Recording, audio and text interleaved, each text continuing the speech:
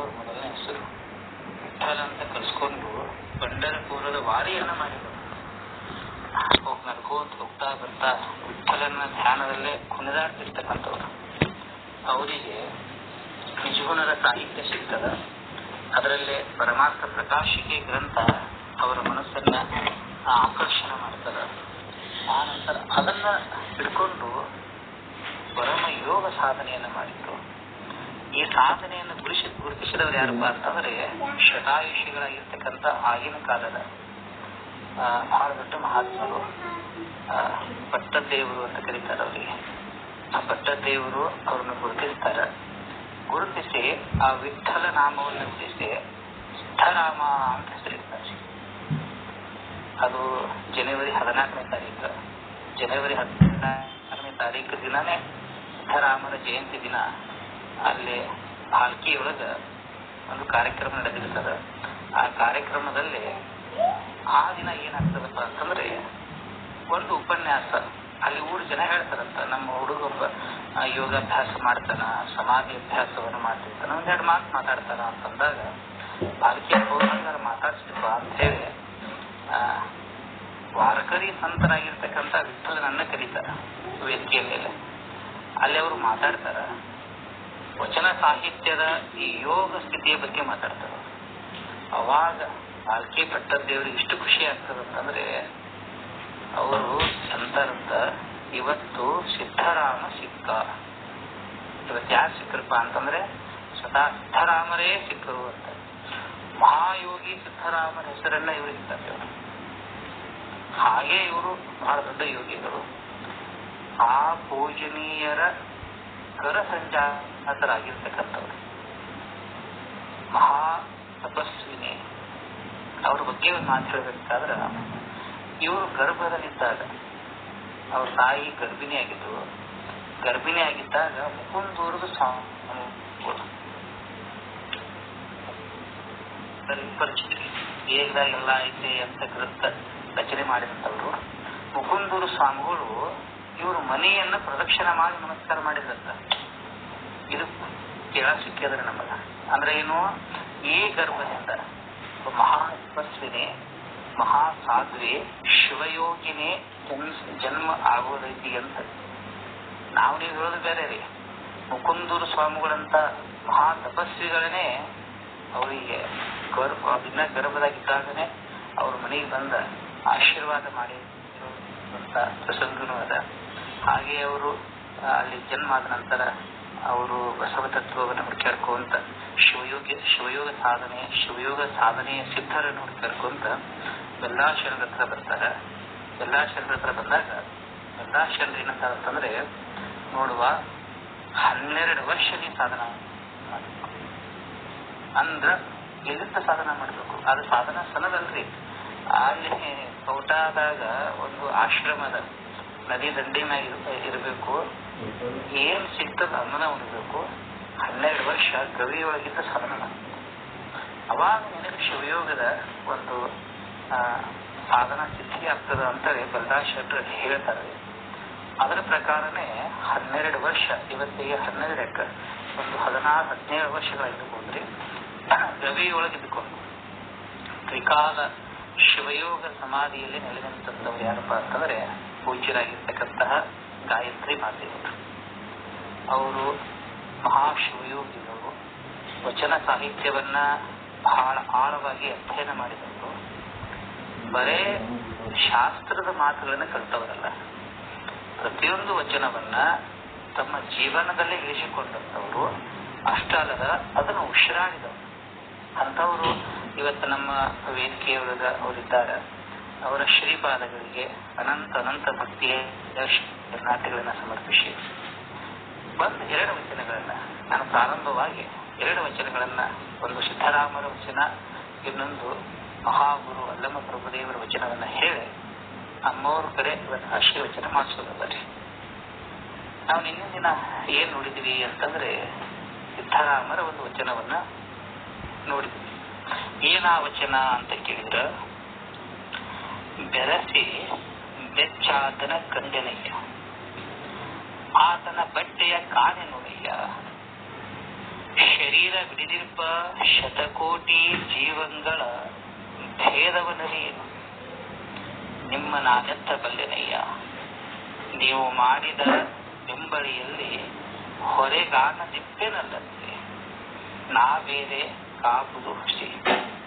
ನೀ ತೋರಯ್ಯ ನಿನಗೆ ಕಪಿಲ ಸಿದ್ಧ ಮಲ್ಲಿನಾಥಯ್ಯ. ಮಹಾಗುರು ಅಲ್ಲಮ ಪ್ರಭುದೇವರ ಹತ್ರ ಶಿವಯೋಗಿಗಳಾಗಿರ್ತಕ್ಕಂತಹ ಶ್ರೀ ಸಿದ್ಧರಾಮರು ಪ್ರಾರ್ಥನೆಯನ್ನ ಮಾಡ್ತಾರೆ. ಅದರ ಅನುಭವವನ್ನು ಹೇಳ್ತಾರೆ. ಏನಂತಾರು ಅಂತ ಕೇಳಿದ್ರ, ಬೆರಸಿ ಬೆಚ್ಚಾತನ ಕಂಡೆನಯ್ಯ. ಮೊದಲನೇ ವಾಕ್ಯ. ಬೆರಸಿ ಬೆಚ್ಚಾತನ ಅಂತಂದ್ರೆ ಏನು? ಬೆಚ್ಚಾತ ಅಂತಂದ್ರ ಪೂರ್ಣ ರೀತಿಯಿಂದ ಬೇರೆ ಮಾಡಲಿಕ್ಕೆ ಬರಬಾರದಂಗ ಕೂಡಿದಾತ. ಬೆರಸಿ ಬೆಚ್ಚಾತ ಅಂತಂದ್ರೆ ಆ ನದಿ ಸಾಗರವನ್ನ ಸೇರಿದ ಬಳಿಕ ಸಾಗರದಿಂದ ನದಿ ಬೇರೆ ಆಗ್ತಿರೋದಿಲ್ಲ. ಈ ಕೃಷ್ಣ ಆಗಲಿ, ಕಾವೇರಿ ಆಗಲಿ, ಗಂಗೆ ಆಗಲಿ, ಯಮುನೆ ಆಗಲಿ, ತುಂಗಭದ್ರಾ ಆಗಲಿ, ಇವು ಎಲ್ಲಿಯವರೆಗೆ ನದಿಗಳು? ಸಾಗರವನ್ನ ಸೇರುವವರೆಗೆ ಮಾತ್ರ. ಯಾವಾಗ ಸಾಗರ ಸೇರಿತೋ ಗಂಗಾ ಗಂಗಾ ಅಲ್ಲ, ಗಂಗಾ ಸಾಗರವೇ. ತುಂಗಾ ತುಂಗಾ ಅಲ್ಲ, ತುಂಗಾ ಸಾಗರವೇ. ಎಲ್ಲಾ ನದಿಗಳು ತಮ್ಮ ನಾಮರೂಪವನ್ನು ಕಳ್ಕೊಂಡು ಸಾಗರದ ಸ್ವರೂಪರ್ತವೆ.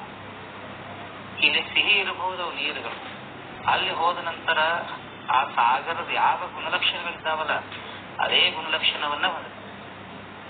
ಹೀಗಾಗುವುದಕ್ಕ ಬೆರೆಸಿ ಬೆಚ್ಚಾತ ಅಂತ ಕರೀತಾರೆ.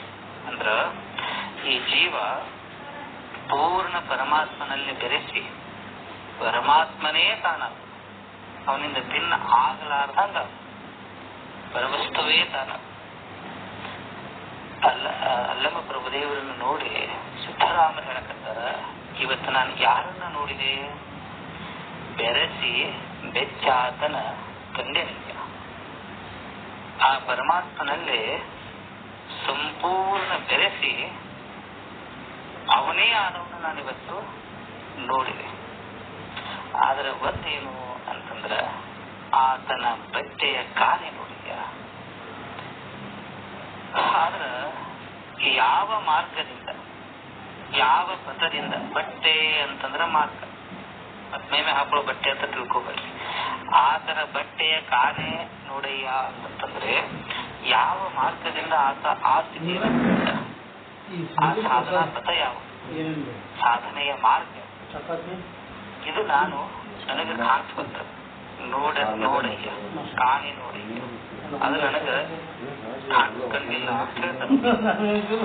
ಇನ್ನೊಂದು ಮಾತು ಮಹತ್ವ ಏನ್ ಹೇಳ್ತಾರಪ್ಪ ಅಂತಂದ್ರೆ, ಶರೀರ ಬಿಡದಿರ್ಪ ಶತಕೋಟಿ ಜೀವಗಳ ಭೇದವನ್ನರಿಯೇನು ನಿಮ್ಮ ನಾನೆತ್ತ ಬಲ್ಲೆನಯ್ಯ. ಹೇ ಪರಮಾತ್ಮನೇ, ಈ ಶರೀರವನ್ನ ಧಾರಣ ಮಾಡಿಕೊಂಡಿರ್ತಕ್ಕಂತಹ ಶತಕೋಟಿ ಜೀವಗಳ, ಒಂದು ಎರಡು ಅಲ್ಲ, ಕೋಟಿ ಕೋಟಿ ಜೀವರಾಶಿಗಳಿದ್ದಾವೆ. ಈ ಕೋಟಿ ಕೋಟಿ ಜೀವರಾಶಿಗಳ ರಹಸ್ಯವೇ ನನಗೆ ಗೊತ್ತಿಲ್ಲ. ಭೇದ ಅಂದ್ರೆ ರಹಸ್ಯ. ಇವರೆಲ್ಲರೂ ಜೀವರಾಶಿಗಳು ನಿಮ್ಮ ನಾನು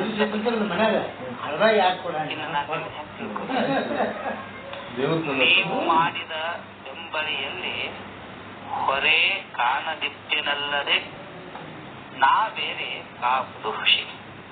ಏನಂತಾರಂತಂದ್ರೆ, ನೀವು ಮಾಡಿದ ಬೆಂಬಳಿಯಲ್ಲಿ ಅಂದ್ರ, ಹೇ ಪರಮಾತ್ಮನೇ, ನೀವೇನ ಮಾಡಿದಿರಲ್ಲ ಬೆಂಬಳಿಯಲ್ಲಿ ಹೊರೆಗಾಣದಿಪ್ಪಿನಲ್ಲದೆ ಅಂದ್ರ ನಿಮ್ಮ ಬೆನ್ನ ಹತ್ತೆ ಬರ್ತೀನಿ ವಿನಃ ನನಗೆ ಬೇರೆ ಮತ್ತೊಂದು ಬೇರೆ ಯಾವ ದಾರಿ ನನಗೆ ಗೊತ್ತಿಲ್ಲ, ಅಥವಾ ಬೇರೆ ದಾರಿಯನ್ನ ಕಾಣುವಂತ ಶಕ್ತಿನೂ ಕೂಡ ನನಗ ಇಲ್ಲ. ಇನ್ನು ನೀ ಏನ್ ಮಾಡ್ಬೇಕು? ನೀ ತೋರಯ್ಯ ಎನಗೆ ಕಪಿಲ ಸಿದ್ಧ ಮಲ್ಲಿನಾಥಯ್ಯ ಅಂತ ಹೇಳ್ತಾರ. ಹೇ ಪರಮಾತ್ಮನೇ, ನಾನು ನೀನು ಮಾಡಿರ್ತಕ್ಕಂಥ ಏನ ದಾರಿಯಲ್ಲ ಎಂಬಳಿಯಲ್ಲಿ ಹೊರೆಗಾನದಿಪ್ಪನಲ್ಲದೆ ಹೊರೆಗಾನದಿರು ಅಂತಂದ್ರ ನೀ ತೋರಿಸಿದ ದಾರಿಯಲ್ಲೇ ಮಾತ್ರ ನೀನು ಬೆನ್ನತ್ತಿ ಬರ್ತೇನೆ ನಾ ಇದನ್ನ ಬಿಟ್ಟು ಬೇರೆ ಆಗೋದು ಖುಷಿ.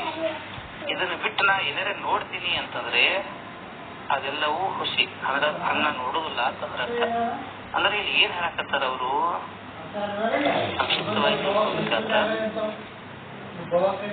ಇವತ್ತು ನಾನು ಪೂರ್ಣ ಬ್ರಹ್ಮಜ್ಞಾನಿಯನ್ನ ಪೂರ್ಣ ಬ್ರಹ್ಮಸ್ವರೂಪವನ್ನ ಆ ಸಾಧಕ ಬ್ರಹ್ಮಸ್ವರೂಪವನ್ನು ಹ್ಯಾಕ್ ಪಡೆದ ದೇವರು ಬ್ರಹ್ಮಜ್ಞಾನಿಗಳ ಅನ್ನೋ ದಾರಿ ಮಾತ್ರ ನನಗೆ ಗೊತ್ತಾಗ್ತಾ ಇಲ್ಲ. ಸ್ವಾಭಾವಿಕವಾಗಿ ಹೇಳ್ತಾರೆ ಇಲ್ಲಿಂದ ಕೋಟ್ಯಾಂತರ ಜೀವರಾಶಿ ಧಾರಣ ಮಾಡಿರ್ತಕ್ಕಂಥ ಕೋಟ್ಯಾಂತರ ಜೀವರಾಶಿಗಳಿರ್ತಾರ. ಈ ಜೀವರಾಶಿಗಳ ಬಗ್ಗೆನೇ ನಮಗೆ ಗೊತ್ತಿಲ್ಲ. ಹೀಗಿರ್ಬೇಕಾದ್ರೆ ಇನ್ನ ಆ ಪರಮಾತ್ಮನಲ್ಲಿ ಬೆರೆತಿರ್ತಕ್ಕಂಥ ಮಹಾನುಭಾವನ ನಾನು ಹ್ಯಾಕ್ ತಿಳ್ಕೊಳ್ಳೋಕೆ ಸಾಧ್ಯದ? ಅದಕ್ಕಾಗಿ ನೀವೇನು ಮಾಡಿದಿರಲ್ಲ ಆತ ದಾರಿ ಹಿಡ್ಕೊಂಡು ಬೆನ್ನು ಹತ್ತಿ ಮಾತ್ರ ಬರ್ತೀನಿ, ಅದನ್ನ ಬಿಟ್ಟು ಮತ್ತೇನನ್ನು ನಾನು ಕಾಣುವುದಿಲ್ಲ ಅಂತ ಹೇಳ್ತಾರೆ. ಅಷ್ಟೇ ಅಲ್ಲದ ಮತ್ ಮುಂದೆ ಏನ್ ಹೇಳ್ತಾರಂತಂದ್ರೆ ಅವರು, ನೀ ತೋರಯ್ಯ ನಿನಗೆ ಕಪಿಲ ಸಿದ್ಧ ಮಲ್ಲಿನಾಥಯ್ಯ ಅಂದ್ರ, ಹೇ ಪರಮಾತ್ಮನೇ ನೀನೇ ನನಗೆ ಅತ್ಯಂತ ಕಾರುಣ್ಯದಿಂದ ಆ ಶಿವಯೋಗ ಪಥವನ್ನು, ಯಾಕಂದ್ರೆ ಬೇಕಾಗಿರೋದು ಶಿವಯೋಗದ ಪಥ, ಆ ಜೀವ ಮೂಲ ಶಿವನನ್ನ ಬೆರೆಯುವಂತ ದಾರಿ, ಆ ದಾರಿಯನ್ನ ನೀನೇ ನನಗೆ ತೋರಯ್ಯ, ನನಗೆ ನೀ ತೋರಯ್ಯ ಅನ್ವಯ ಮಾಡ್ಕೊಂಡ್ರೆ ನೀ ತೋರಯ್ಯ ನನಗೆ ಅಂತದ ಅದು. ಅಂದ್ರೆ ನನಗೆ ನೀ ತೋರಯ್ಯ, ಹೇ ಪರಮಾತ್ಮನೇ ನೀನೇ ನನಗದನ್ನ ತೋರಿಸುವಂತವನಾಗು ಅಂತೇಳಿ ಭಿನ್ನಹ ಮಾಡಿದ್ದಾರೆ. ಈ ಮಾತಿಗೆ ಪ್ರಭುದೇವರು ಒಪ್ತಾರೇನು? ಅವರು ಬಹಳ ಅದ್ಭುತ ಮಾತನ್ನ ಮಾತಾಡ್ತಾರೆ. ಏನಂತಾರ ಅಂತ ಕೇಳಿದ್ರ, ಆ ಶಿವಯೋಗದ ಪದ ಅದ್ರ ಬಗ್ಗೆ ನೋಡ್ರಿ ಅವ್ರ ಮಾತು ಹೆಂಗದ.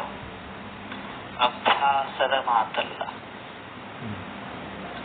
ಶ್ರೋತ್ರದ ಸುಖವಲ್ಲ, ಶಾಸ್ತ್ರದ ಅನುಭವದ ಮಾತಲ್ಲ, ಒಳಗನ ಮಾತಲ್ಲ, ಹೊರಗನ ಮಾತಲ್ಲ.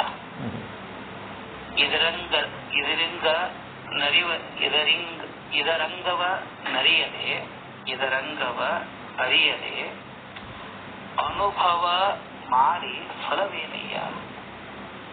ಗುಹೇಶ್ವರ ಲಿಂಗವು ಉಪಮಾತೀತ ನೋಡ ಸಿದ್ದರಾಮಯ್ಯ ಅಂತ ಹೇಳ್ತಾರೆ. ಏನಂತಾರ ಪ್ರಭುದೇವರು ಅಂತ ಕೇಳಿದ್ರ, ಆ ಶಿವಯೋಗದ ಪದ ಜೀವ ಶಿವನನ್ನ ಬೆರೆಯುವಂತ ಮಾರ್ಗ, ಆ ಬಟ್ಟೆ ಏನದ ನನ್ನ ನೋಡಿಲ್ಲ ಅಂತ ಹೇಳ್ತಾರಲ್ಲ, ಏನ್ ಹೇಳಿದ್ರ ಅವರಿಂದ ಬೆರೆಸಿ ಬೆಚ್ಚಾತನ ಕಂಡೆನಯ್ಯ, ಆತನ ಬಟ್ಟೆಯ ಕಾಣೆ ನೋಡಯ್ಯ ಅಂತ ಪ್ರಶ್ನೆ ಮಾಡಿದ್ರು. ಆ ಸಮರಸತೆಯನ್ನ ಹೊಂದಿದಂತವನು ನೋಡೇನೆ, ಆದ್ರ ಆ ಸಮರಸತೆಯನ್ನ ಹೊಂದುವ ದಾರಿ ಯಾವ್ಬೇಕಲ್ಲ, ಮಾರ್ಗ ಯಾವ್ಬೇಕಲ್ಲ, ಅದನ್ನ ನಾನು ಕಾಣಿ ಅಂತ ಹೇಳಿದ್ದಕ್ಕಾಗಿ ಈ ಮಾತಿದೆ. ಅದು ಹೇಗದಪ್ಪ ಅಂತಂದ್ರೆ ಅದು ಅಭ್ಯಾಸದ ಮಾತಲ್ಲ.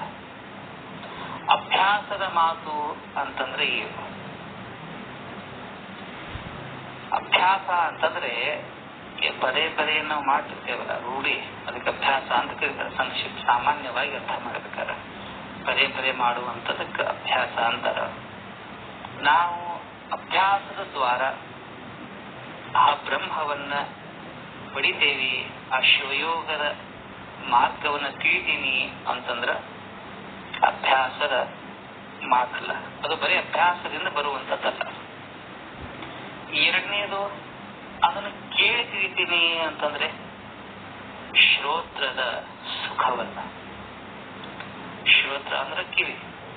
ಆ ಪರವಸ್ತುವನ್ನ, ಆ ಪರವಸ್ತುವಿನ ಬಗ್ಗೆ ನಾನು ಕೇಳಿ ತಿಳಿತೀನಿ ಅಂತಂದ್ರ ಬರೇ ಕೇಳಿ ಆನಂದ ಪಡುವಂಥದ್ದು ಅದು ಅಲ್ಲ.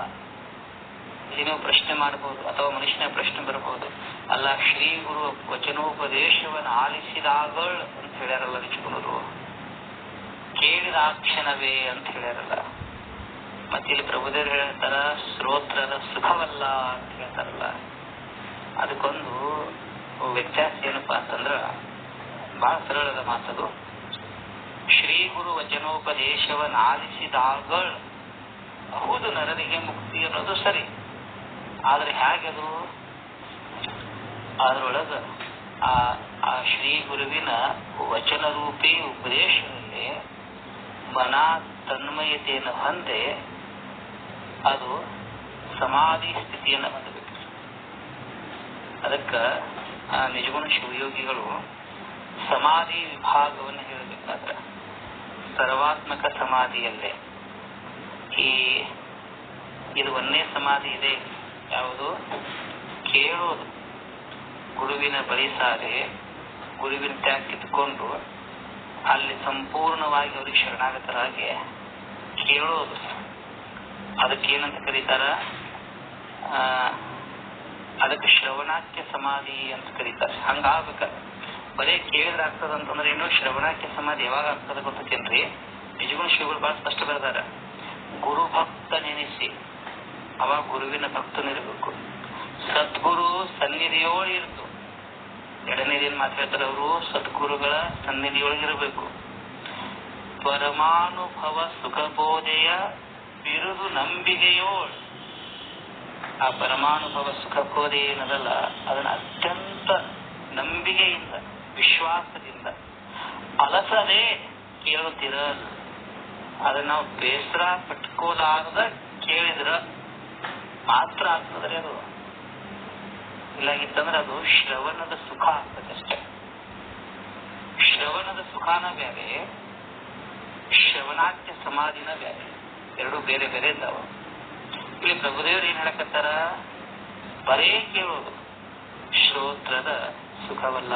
ಅದು ಬರೇ ನಾನು ಆ ಶಿವಯೋಗದ ಬಗ್ಗೆ ಕೇಳ್ತೀನಿ ಅಂತಂದ್ರ ಅದು ಕೇಳೋ ಸುಖ ಅಲ್ಲಪ್ಪ. ಅದು ಮುಂದೆ ಹೇಳ್ತಾರ ಶಾಸ್ತ್ರದ ಅನುಭವದ ಮಾತಲ್ಲ. ಅದೆಲ್ಲರೇ ಶಾಸ್ತ್ರದೊಳಗಿನ ಅನುಭವದ ಮಾತೇನದು? ಶಿವಯೋಗ ಪದ ಅಂತಂದ್ರೆ ಶಾಸ್ತ್ರದ ಅನುಭವದ ಮಾತನು ಕೂಡ ಅದು ಅಲ್ಲ.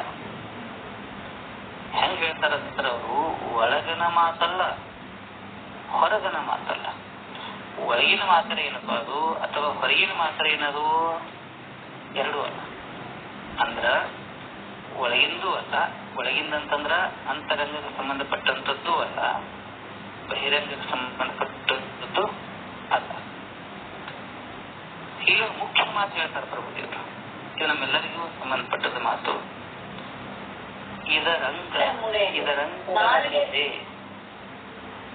ಇದರಂಗವನರಿಯದೆ ಅಂತಂದ್ರೆ ಇದರಂಗ ಅಂತ ಎದಕ್ಕಂತಾರ?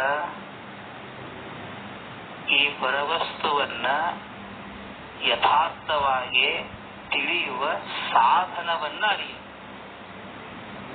ಆ ಪರವಸ್ತುವನ್ನ ತಿಳಿಯುವ ಸಾಧನದವಲ್ಲ, ಒಂದು ದಾರಿ ಅದ.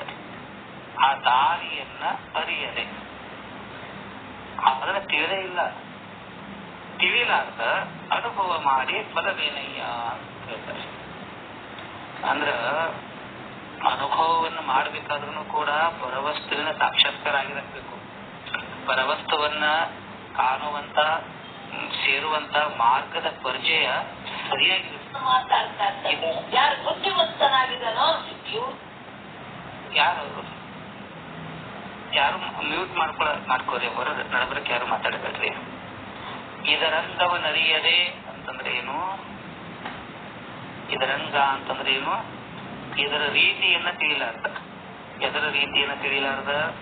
ಶಿವಯೋಗ ಪದದ ರೀತಿಯನ್ನ ತಿಳಿಲಾರ್ದ, ಶಿವಯೋಗ ಮಾರ್ಗವನ್ನ ಸರಿಯಾಗಿ ತಿಳಿಲಾರ್ದ ಅನುಭವ ಮಾಡಿ ಫಲವೇನಯ್ಯ. ಈ ಸದ್ಯಕ್ಕೆ ಪ್ರೆಸೆಂಟ್ಲಿ ಏನ್ ನಡ್ತದಂತಂದ್ರೆ, ಯಾರಿಗೂ ನನಗೆ ತಿಳಿದ ಬಗ್ಗೆ ಇರಬಹುದು, ಬಹಳ ಮಂದಿ ಶಿವಯೋಗ ಸಾಧಕರಿದ್ದಾರ, ಬಹಳ ಜನ ಇದ್ದಾರ, ಮಹಾ ತಪಸ್ಸು ಎಲ್ಲರೂ ಇದ್ದಾರೆ. ಆದ್ರ ಶಿವಯೋಗದ ರಹಸ್ಯ ಗೊತ್ತಿಲ್ಲ, ಬರೀ ಅನುಭವ ಮಾಡ್ತಾರ. ಇದೊಂದು ಎಚ್ಚರಿಕೆ ಮಾತೂ ಆಗ್ತದೆ. ಪ್ರಭುದೇವರು ಏನಂತಾರ, ಅವರು ಸ್ವರೂಪ ಜ್ಞಾನನೇ ಇಲ್ಲ, ಸ್ವಸ್ವರೂಪದ ಅನುಭವನೇ ಇಲ್ಲ, ಬರೇ ಅನುಭವಗಳು. ಅನುಭವ ಆಗಲಾರದ ಅನುಭವ ಹೇಳಿದ್ರ ಅದಕ್ಕೊಂದು ನಮ್ಮ ಸರ್ವಜ್ಞ ಮೂರ್ತಿಗಳು ಮಾತು ಹೇಳ್ರಿ, ಮಾತಿನ ಜ್ಞಾನ ತೂತಿನ ಗಡಿಗೆ ಎರಡೂ ಎದಕ್ಕೂ ಬರಂಗಿಲ್ಲ ಅಂತಾರ ಅವರು. ಹೌದಲ್ರಿ? ಬರೇ ಮಾತಿನ ಜ್ಞಾನ ತಗೊಂಡು ಏನ್ ಮಾಡೋದು? ಗಡಿಗೆ ಇಟ್ರಿಪ್ಪ, ಗಡಿಗೆ ಎದಕ್ಕೆ ಉಪಯೋಗ ಮಾಡ್ತೀವಿ ನಾವು? ನೀರನ್ನು ಇಡಾಕ ಗಡಿಗೆ ತಗೋತೀವಿ ನಾವು. ಆ ಗಡಿಗೆ ಒಂದು ತೂತು ಬಿದ್ದಿತ್ತಂತಂದ್ರ ಅಲ್ಲಿ ನೀರ ಸಂಗ್ರಹ ಆಗಿಲ್ಲ. ಹೌದಿಲ್ರಿ? ಅದಕ್ಕೆ ಪ್ರಭುದೇವರು ಏನಂತಾರಂತಂದ್ರೆ, ಅದೇ ಆ ಶಿವಯೋಗ ಪಥದ ಸರಿಯಾದ ಅನುಭವ ಮಾಡಿ ಈಶ್ವರಲಿಂಗವು ಆ ಗುಹೇಶ್ವರಲಿಂಗ ಪರವಸ್ತು ಹೇಗದಪ್ಪ ಅಂತಂದ್ರೆ ಉಪಮಾತೀತ ನೋಡ ಸಿದ್ದರಾಮಯ್ಯ. ಅದು ಅಲ್ಲ, ಅದು ಉಪಮಾತೀತದ ಅಂತ ಹೇಳ್ತಾರೆ. ಈ ಪ್ರಶ್ನೆ ಇದು ಹೇಳಿದ ಬಳಿಕ ಇನ್ನು ಮತ್ತೆ ನಾವು ಶಿವಯೋಗ ಪಥಗಳನ್ನ ತಿಳ್ಕೋಬೇಕು ಅನ್ನೋದು ಎಲ್ಲರಿಗೂ ಒಂದು ಆಸೆ ಬರ್ತದ. ಆದ್ರೆ ಹೆಂಗಾರ ಏನಪ್ಪ ಅದು, ಅದರ ಅಂಗ ಏನು, ಅದರ ಸ್ವರೂಪ ಏನು, ಶಿವಯೋಗದ ಮಾರ್ಗ ಹೆಂಗದ, ಇದನ್ನ ಕುರಿತು ಮುಂದಿನ ವಚನದಲ್ಲಿ ಪ್ರಶ್ನೆಯನ್ನ ಮಾಡ್ತಾರೆ ಸಿದ್ದರಾಮರು. ಆ ಪ್ರಶ್ನೆಯನ್ನ ನಾಳೆ ನೋಡೋಣ. ಅದಕ್ಕೆ ಉತ್ತರಾನು ಕೂಡ ಕೊಡ್ತಾರೆ ಅವರು. ಆ ಪ್ರಶ್ನೋತ್ತರ ಶೃಂಖಲ ಇನ್ನೊಂದು ನಡೀತದ. ಇವತ್ತು ನಮ್ಮ ಭಾಗ್ಯ ಏನಪ್ಪಾ ಅಂತಂದ್ರ ಒಬ್ಬ ಮಹಾನ್ ತಪಸ್ವಿನಿ, ಶಿವಯೋಗಿನಿ, ಆ ಶಿವ ಸ್ವರೂಪವನ್ನ ಯಥಾರ್ಥವಾಗಿ ಬಂದಂತವರು. ಅಷ್ಟೇ ಅಲ್ಲದ ಶಿವಯೋಗ ಪಥ, ಇಲ್ಲಿ ಹೇಳಲ್ಲ, ಶಿವಯೋಗ ಪಥ ಶಿವನನ್ನ ಬೆರೆಯುವಂತ ದಾರಿ, ಆ ಶಿವಸ್ಥಲ ಮಾರ್ಗವನ್ನ ಯಥಾರ್ಥವಾಗಿ ಬಂದಂತವರು ನಮ್ಮ ವೇದಿಕೆ ಹೋಗಿದ್ದಾರೆ. ಅವರ ಅಮೃತವಾಣಿಯನ್ನ, ಸ್ವಾನುಭಾವದ ವಾಣಿಯನ್ನು ನಾವು ಕೇಳೋಣ ಅಂತ ಹೇಳ್ತಾ ಸರ್ವರಿಗೂ ಶರಣಾರ್ಥಿ. ಎಂದಿನಂತೆ ತಮ್ಮ ಉಪನ್ಯಾಸ ಉಪಮಾತೀತವಾಗಿದ್ದು ಅಂತಾನೆ ಹೇಳ್ಬೋದು ಗುರುಗಳೇ. ಇಂದು ತಾವು ಹೇಳಿದಂಗೆ ನಮ್ಮ ಭಾಗ್ಯ ಅಮ್ಮನವರು ನಮ್ಮ ಮೀಟಿಂಗ್ ಬಂದಾರ, ಇವತ್ತು ಜಾಯ್ನ್ ಆಗ್ಯಾರ. ಅವರ 4 ಅಮೃತ ನುಡಿಗಳು ಹೇಳೋ ಅಂತ ಒಂದು ಸದವಕಾಶ ನಮಗೆಲ್ಲ ಸಿಕ್ಕೈತಿ. ಹೆಚ್ಚಿನ ಸಮಯವನ್ನ ತೆಗೆದುಕೊಳ್ಳದೆ ನಮಗೆ ಉಪನ್ಯಾಸವನ್ನು ನೀಡಿದ ತಮಗೆ ಧನ್ಯವಾದಗಳನ್ನು ಅರ್ಪಿಸ್ತೇನೆ. ಮತ್ತೆ ಅಮ್ಮನವರಿಗೆ ಸ್ವಾಗತವನ್ನು ಕೋರ್ತೇನೆ. ನಮ್ಮ ಸುಜಾತ ಅಮ್ಮನವರ ವತಿಯಿಂದ ಮತ್ತು ನಮ್ಮ ಗುಂಪಿನ ವತಿಯಿಂದ ನಾವು ಒಂದು 4 ಅಮೃತ ನುಡಿಗಳನ್ನ ನಮಗೆ ಹಂಚಬೇಕು ಅಂತ ಕೇಳ್ಕೊಳ್ತೀವಿ.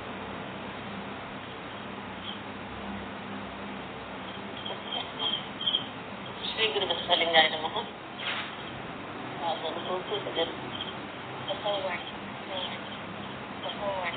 ಬಸವವಾಣಿ ಮೂಲಕ ಬಸವತತ್ವದ ಮೂಲ ಶೂನ್ಯ ಸಂಪಾದನೆಯ ಬಗ್ಗೆ ಚಿಂತನೆಗೈಯುತ್ತಿರುವಂತಹ ಶ್ರೀಧರ್ ಗುರುಗಳಿಗೂ ಚಿಂತನೆಯಲ್ಲಿ ಪಾಲ್ಗೊಂಡಿರುವ ತಮ್ಮೆಲ್ಲರಿಗೂ ಭಕ್ತಿಯ ಶರಣಾರ್ಥಿಗಳು. ಇವತ್ತು ಅನಿವಾರ್ಯವಾಗಿ ಬಸವ ಕಲ್ಯಾಣಕ್ಕೆ ಬರ್ತಲ್ಲ. ಏನು ದಾನಂತಾಯಿಯವರು ಸಿದ್ದರಾಮೇಶ್ವರ ಭೇಟಿಯಾಗಿ ಆಮೇಲೆ ಕಲ್ಯಾಣಕ್ಕೆ ಬಂದು ಇಡೀ ಬಸವ ತತ್ವನ ಉಳಿಸ್ಲಿಕ್ಕೆ ಬೆಳೆಸ್ಲಿಕ್ಕೆ ಎಷ್ಟು ತಮ್ಮ ಬದುಕನ್ನ ಸವಸಿದ್ರು, ಆ ರೀತಿ ಇವತ್ತು ಅನಿವಾರ್ಯವಾಗಿ ಅವ್ರು ಬಂದ್ರು. ಅವರ ಕಡೆಯಿಂದ ನಾವು ಈ ನಿಮ್ಮ ಗ್ರೂಪಿಗೆ ಜಾಯಿನ್ ಆಗಿ ಮಾತಾಡೋಂತ ಅವಕಾಶ ಸಿಕ್ಕಿದೆ. ಅದರಿಂದ ಈ ಕಾರ್ಯಕ್ರಮದಲ್ಲಿ ಪಾಲ್ಗೊಂಡ್ರೆ ನಿಮ್ಮೆಲ್ಲರಿಗೂ ಬಸವ ತಂದೆ ಇದೇ ರೀತಿ ತತ್ವಜ್ಞಾನವನ್ನ ಚಿಂತನೆಗೈತಾರೆ ಅಂತ, ಅದ್ರ ಜೊತೆಗೆ ಸಾಧನಾ ಪದ ಏನು ಅಭ್ಯಾಸದ ಮಾತಲ್ಲ ಅಂತ ಹೇಳಿದ್ರಲ್ಲ ಈಗ ಅಲ್ಲಮ ಪ್ರಭುದೇವ ವಚನ, ಅಂದ್ರೆ ಇದರ ಅಂಗವ ನರಿಯದೆ ಅಂತ ಬಂತಲ್ಲ, ಈ ಶಬ್ದನ ನಾವು ಚಂದಾಗಿ ಅರ್ಥ ಮಾಡ್ಕೋಬೇಕು. ಮೊದಲು ಹೆಂಗಿದೆ ದೇವರ ಅಂಗ? ಗುರು ಬಸವಣ್ಣರು ಹೇಳ್ತಾರೆ, ಜಗದಗಲ ಮುಗಿಲಗಲ ಮಿಗಿಲಗಲ ನಿಮ್ಮಗಲ ಅಂತ ಹೇಳ್ತಾರೆ. ಆತ್ಮದೇವಿ ತಾಯಿ ಹೇಳ್ತಾರೆ, ಸಾವಿಲ್ಲದ ಕೇಳಿಲ್ಲದ ರೂಹಿಲ್ಲದ ಚೆಲುವ ಅಂತ ಹೇಳ್ತಾರೆ. ಅಂದ್ರೆ ದೇವರ ನಿಲುವನ್ನ ಯಾವ ರೀತಿ ಹೇಳಿದ್ರು ಶರಣರು? ಎಡೆ ಇಲ್ಲ ಕಡೆ ಇಲ್ಲ ಬಟ್ಟ ಬಯಲು ಅಂತಾರೆ ಅಲ್ಲಮ ಪ್ರಭುದೇವರು, ಮುಕ್ತಾಯಕ್ಕರು, ಎಲ್ಲರಿಗೂ ಚಿಂತನೆ ಮಾಡ್ತಿದೀವಿ. ಆದ್ರೆ ದೇವರ ನಿಲುವನ್ನ ಅರಿದಲೆ ನಾವು ಆ ದೇವ್ರ ನಿಲುವು ಅರಿತ್ರೆ ಯಾವ ರೀತಿ ನಾವು ಬೆಳಿಬೇಕು ಅನ್ನೋದು ಗೊತ್ತಾಗುತ್ತೆ. ಒಂದು ಬೀಜ ಯಾವುದು ಅಂತ ಅರಿದ್ರೆ ಆ ಬೀಜದಿಂದ ಬರೋ ಅಂತ ಹಣ್ಣು ಯಾವುದು ಅಂತ ನಮಗೆ ಗೊತ್ತಾಗುತ್ತೆ. ಯಾವ ರಾಶಿ ಬರುತ್ತೆ, ಯಾವ ಧಾನ್ಯ, ಯಾವ್ಯಾವ್ದು ಬೀಜ ಬಿತ್ತಿದ್ರೆ ಏನೇನು ನಾವು ಪಡಿಬೋದು ಅಂತ ಯಾವ ರೀತಿ ಹೊರಗೆ ಬೀಜ ನೋಡಿದ ತಕ್ಷಣ ನಮಗೆ ಅರಿವಿಗೆ ಬರುತ್ತಲ್ಲ, ಆ ರೀತಿ ದೇವರ ನಿಲುವನ್ನ ನಾವು ಸರಿಯಾದ ರೀತಿ ಅರ್ತು ಈ ಅಂಗದೊಳಗೆ ಯಾವ ರೀತಿ ಅದು ಬೆರ್ತಿದೆ, ಈ ಬೆರ್ತಿರೋದ್ರಲ್ಲಿ ಯಾಕೆ ನಮಗೆ ಅಜ್ಞಾನಕ್ಕೊಳಗಾಗಿ ಅಂಧಕಾರಕ್ಕೊಳಗಾಗಿ ನಾವು ನಮ್ಮ ಬದುಕನ್ನ ಒಂದು ರೀತಿ ಭವಕ್ಕೆ ಗುರಿಯಾಗುವ ರೀತಿ ನಾವು ಬದುಕ್ತಿದೀವಲ್ಲ, ಅವಾಗ ಗೆಲ್ಲುವಂತಹ ಬದುಕನ್ನ ಬದುಕಂತ ಒಂದು ಶಕ್ತಿ, ಸಾಮರ್ಥ್ಯ, ದಿವ್ಯ ಮಾರ್ಗವನ್ನ ಗುರು ಬಸವಣ್ಣವರು ಎಲ್ಲರಿಗೂ ತೋರಿಸಿದ್ದಾರೆ. ಆ ಎಲ್ಲಾ 770 ಜನ ಶರಣರು ಕೂತ್ಕೊಂಡು ಅನುಭವ ಚಿಂತನ ಮಾಡಿ ಮಾಡಿ ಮಾಡಿ ತೆರೆದ ಕನ್ನಡಿಯ ರೂಪದಲ್ಲಿ ನಮ್ಮಗಳಿಗೆಲ್ಲ ವಚನಗಳ ಜ್ಞಾನದ ಸಂಪತ್ತನ್ನ ನೀಡಿದ್ದಾರೆ. ಅವರು ಕೊಟ್ಟಂತಹ ವಚನಗಳನ್ನ ಅಧ್ಯಯನ ಮಾಡೋದ್ರ ಜೊತೆಗೆ ಅವರು ಯಾವ ರೀತಿ ಸಾಧನೆ ಮಾಡಿದ್ರು, ಏನೇನು ಸಾಧನೆ ಮಾಡಿದ್ರು, ಈ ಸಾಧನೆಯ ಪದಗಳು ಆ ವಚನಗಳಲ್ಲಿ ಬೆರೆತು ಹೋಗಿದ್ದಾರೆ. ಆ ಸಾಧನೆ ಮಾಡಿದ ಅಂತ ಏನು ಮೂಲ ನಿಲುವಿದೆಯಲ್ಲ, ಆ ಪಥ ಇದೆಯಲ್ಲ, ಅದನ್ನ ನಾವು ಮೊದಲು ತಿಳ್ಕೋಬೇಕು. ತಿಳ್ಕೊಂಡಾಗ ಅದರ ಅಂಗನೂ ಗೊತ್ತಾಗುತ್ತೆ, ಅದ್ರಲ್ಲಿ ಬೆರೆತಿರುವಂತಹ ಈ ಲಿಂಗ, ಈ ಅಂಗನು ಬೆರೆಯುವಂತಹ ಮಾರ್ಗನೂ ನಮಗೆ ಗೊತ್ತಾಗುತ್ತೆ. ಸಮುದ್ರದಿಂದನೇ ಆವಿಯಾಗಿ ಹೋದಂತಹ ಒಂದು ನೀರು ಮತ್ತೆ ಮೋಡಗಳ ಕಟ್ಟಿ ಮತ್ತೆ ಭೂಮಿ ಮೇಲೆ ಮಳೆಯಾಗಿ ಸುರಿದು ಏನು ಕಿಂಕರವಾಗಿ ಯಾವಾಗ್ಲೂ ಎಡಬಿಡದಂಗೆ ಒಂದ್ರ ಜೊತೆ ಬೆರೆತು ಸಮುದ್ರ ಸೇರಕ್ಕೆ ಯಾವ ರೀತಿ ಧಾವಿಸಿ ಹೋಗುತ್ತಲ್ಲ, ಆ ರೀತಿ ನಾವು ಸಹ ಆ ಪರವಸ್ತುವಿನಿಂದ ಹೊರಹೊಮ್ಮಿ ಬಂದಿದ್ದೀವಿ. ಮತ್ತೆ ಎಲ್ಲ ಅನುಭವ ಚಿಂತನದಲ್ಲಿ ತೊಡಗಿರುವಂತಹ ಸಂಘದಲ್ಲಿ ಬೆರೆತು ಅಂತಹ ಪಥದಲ್ಲಿ ನಾವು ಸಾಗಿ ಮತ್ತೆ ಆ ಲಿಂಗಾಂಗ ಸಾಮರ್ಥ್ಯದಲ್ಲಿ, ಆ ಪರಶುರ ಚೈತನ್ಯದಲ್ಲಿ ನಾವೆಲ್ಲರೂ ಒಂದಾಗ್ಬೇಕು. ಇದಕ್ ಬೇಕಾಗಿರೋದು ನಾವು ಮಹಾಗಣವ ಕಾಂಬುದಕ್ಕೆ ಶರಣರ ಸಂಘ ಬೇಕು ಅಂತಾರೆ ಲಿಂಗಂ ತಾಯಿಯವರು. ಅದಕ್ಕೆ ಮೊಟ್ಟ ಮೊದಲು ಬೇಕಾಗಿದ್ದು ಶರಣರ ಸಂಘ. ಆ ಶರಣರ ಸಂಘದಿಂದ ಸಾಧನೆ ಏನು ಅಂತ ಗೊತ್ತಾಗ್ತಾ ಹೋಗುತ್ತೆ. ಒಬ್ರಿಗೊಬ್ರಿಗೆ ಚಿಂತನೆ ಮಾಡ್ತಾ ಶರಣರ ವಚನಗಳಲ್ಲಿ ಈ ರೀತಿ ಹೇಳಿದ್ದಾರೆ ಅಂತ ಒಬ್ಬರೇ ಮಾಡ್ತೀವಿ ಅಂತಂದ್ರೆ ಶಬ್ದ ಬರಲ್ಲ. ಒಂದೇ ಕೈಯಲ್ಲಿ ನಾವು ಏನು ಮಾಡ್ಲಿಕ್ಕೆ ಸಾಧ್ಯನೇ ಇಲ್ಲ. ಯಾವುದೇ ಕಾಯಕ ಮಾಡ್ಬೇಕು, ಏನೇ ಶಬ್ದ ಬರಬೇಕು ಅಂತಂದ್ರೆ ಎರಡು ಕೂಡಿ ಮಾಡ್ಬೇಕು. ಆ ರೀತಿ ನಾವು ಅನುಭವವನ್ನ ಹಂಚ್ಕೊಳ್ಳೋದ್ರ ಜೊತೆಗೆ ಸಾಧನೆಯನ್ನ ಅರ್ಥ ಮಾಡ್ಕೊಂಡು ಸಾಧನ ಮಾಡುದು ಬಾರಿಗೆ ಹಿಡಿದಾಗ ಮಾತ್ರ ಆ ಲಿಂಗಾಂಗ ಸಾಮರಸ್ಯ ಸಿಗ್ಲಿಕ್ಕೆ ಸಾಧ್ಯ ಆಗುತ್ತೆ. ಅಲ್ಲಮ್ಮ ಪ್ರಭುದೇವರು ಸಿದ್ದರಾಮೇಶ್ವರನ್ನ ಎಷ್ಟು ಶಿವಯೋಗ ಅವರು ಹಠಯೋಗದಲ್ಲಿ ಸಿದ್ಧಿ ಗಳಿಸ್ಕೊಂಡ್ರು ಶಿವಯೋಗದಲ್ಲಿ ಸಹಜವಾಗಿ ಸರಳವಾಗಿ ಮತ್ತೆ ಸಂತೃಪ್ತಿಯಿಂದ ಬದುಕುವಂತಹ ಯಾವುದೇ ಸಿದ್ಧಿ ಒಳಗಾಗದಲೆಯ ಸಮಾಧಾನ ಚಿತ್ತರಾಗಿ ಬದುಕುವಂತಹ ಪಥ ತೋರ್ಲಿಕ್ಕೋಸ್ಕರ ಪ್ರಶ್ನೆಗೆ ಪ್ರಶ್ನೆ ಇಬ್ರು ಅಷ್ಟೇ ಎತ್ತರದ ಪ್ರಶ್ನೆ ಅವ್ರು ಕೇಳ್ತಾರೆ, ಅದಕ್ಕಿಂತ ಎತ್ತರದ ಉತ್ತರ ಅಲ್ಲಮ್ಮ ಪ್ರಭುದೇವರು ಹೇಳ್ತಾ ಮೂಲ ಸಾಧನೆ ನನಗೆ ಗೊತ್ತಿಲ್ಲಪ್ಪ. ಲಿಂಗಾಂಗ ಸಾಮರಸ್ಯದ ಇಷ್ಟಲಿಂಗ ಯೋಗ, ಇಷ್ಟ ಪ್ರಾಣ ಭಾವಲಿಂಗ ಯೋಗದ ಅನುಭವ ಬಸವಣ್ಣವರೇ ಗೊತ್ತು.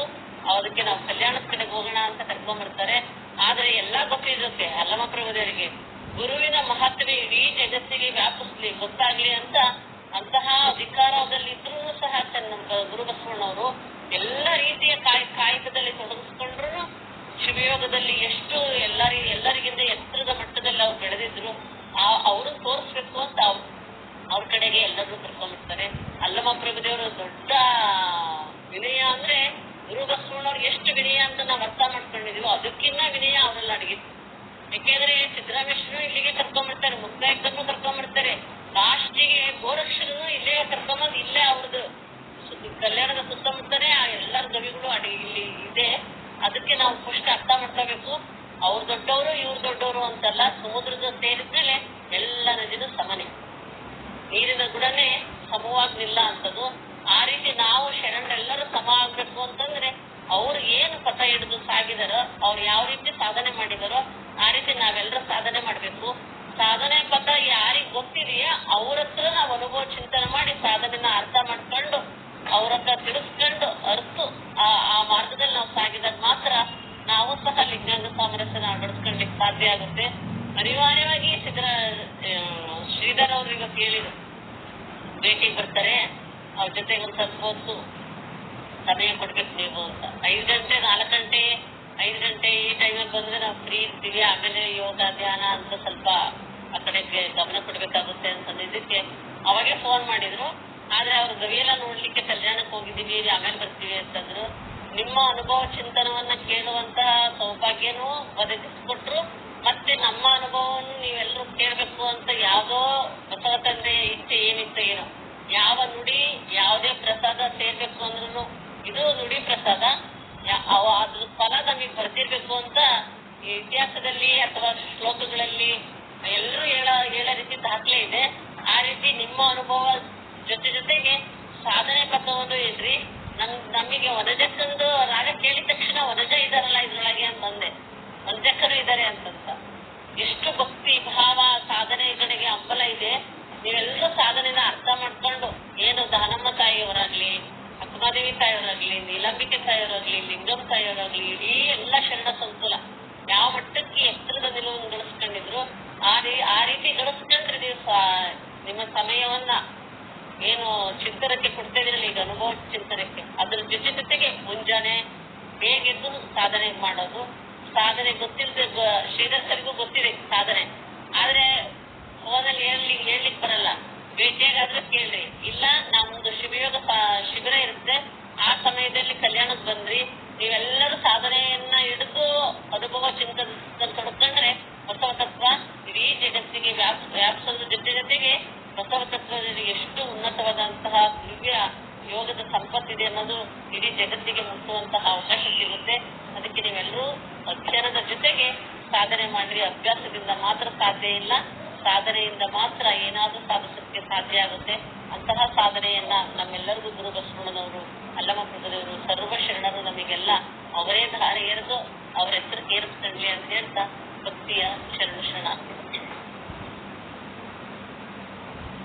ಅಮ್ಮ ಅವರ ಮಾತುಗಳನ್ನ ಕೇಳ್ತಕ್ಕಂತ ಅಮ್ಮ ಅವರ ಒಂದು ವಿಚಾರಧಾರೆಯನ್ನ ನಾವೆಲ್ಲರೂ ಆಲಿಸ್ತೀವಿ. ಅದು ನಮ್ಮ ಸೌಭಾಗ್ಯ ಅಂತ ಹೇಳ್ತೀನಿ. ಅಣ್ಣವರು ಸಂಜೆ 4 ಗಂಟೆಗೆ ಹೇಳಿದ್ರಿ ಹಿಂಗದ ಗಾಯತ್ರಿ ಅಮ್ಮ ಅವ್ರಿಗೆ ಹೋಗಿ ಭೇಟಿ ಆಗ್ರಿ ಅಂತ ಹೇಳಿ. ನಾನು ಒಂದೇ ಫೋನ್ ಹತ್ತ ನಾವು ಬರ್ರಿ ಅಂತ ಹೇಳಿ ಹೇಳಿದ್ರು. ನಾವೆಲ್ಲರೂ ನೋಡ್ಕೊಂಡು ಬರೋಟಿಗೆನೆ ಈ ಕರೆಕ್ಟ್ 7:15 ಅವ್ರ ಮನೆಯೊಳಗೆ ಬಂದೀವಿ. ಅವಾಗಿನ ಚಿಂತನೆ ಶುರುವಾಯ್ತು. ಮತ್ತೆ ಅವ್ರ ಮಾತುಗಳನ್ನ ಕೇಳ್ತಕ್ಕಂತ ಒಂದು ಅವಕಾಶ. ನಾವೆಲ್ಲರೂ 10-15 ಜನ ಬಂದಿದ್ದೀವಿ. ಎಲ್ಲರೂ ಕೂತು ಇಲ್ಲಿ ಅನುಭವ ಮಂಟಪದಾಗ ಕೂತಂಗಾಗಿ ಹೇಳಾರ. ಬಾಳ ಚಂದದಲ್ಲಿ ಪರಿಸರ ಬಾಳದ. ಎಲ್ಲರಿಗೆ ನಮಗ್ ಹಣ್ಣ ಇದು ಕೊಟ್ರು ಅಮ್ಮವರು, ತಂಪು ನೀರ, ಹಣ್ಣ. ಇಲ್ಲಿ ವಾತಾವರಣ ನೋಡಿದ್ರೆ ಸೇಮ್ ಈ ಬಸವ ಕಲ್ಯಾಣದೊಳಗೆ ನಾವು ಅನುಭವ ಮಂಟಪದೊಳಗೆ ಕೊಡ್ತೀವಿ ಅನ್ನಂಗ ಅನಿಸ್ತು. ಆ ಅನುಭವ ಮಂಟಪದಲ್ಲಿ ಸಿದ್ದರಾಮ ಶಿವಗಳು ಮತ್ತು ಅಲ್ಲಮ ಪ್ರಭುದೇವರ ಒಂದು ಸಂವಾದ ಕುರಿತು ನೀವು ಮಾತಾಡಿದ್ರಿ. ಮತ್ತು ಅಮ್ಮವರು ಬಹಳಷ್ಟು ವಿಚಾರಗಳನ್ನ, ಸಾಧನೆಯ ಹಾದಿಯನ್ನ ನಮ್ಗೆ ಎಲ್ಲರಿಗೂ ಹೇಳೋದು. ಅವರಿಗೆ ನಾನು ಈ ವೇದಿಕೆ ವತಿಯಿಂದ, ಬಸವವಾಣಿ ಶರಣ ಸಾಮಾಜಿಕ ಸಂಸ್ಥೆ ವತಿಯಿಂದ ಅನಂತ ಭಕ್ತಿಯ ಶರಣಾರ್ಥಿಗಳನ್ನ, ಧನ್ಯವಾದಗಳನ್ನ ಹೇಳ್ತಾ ಇದ್ದೀನಿ.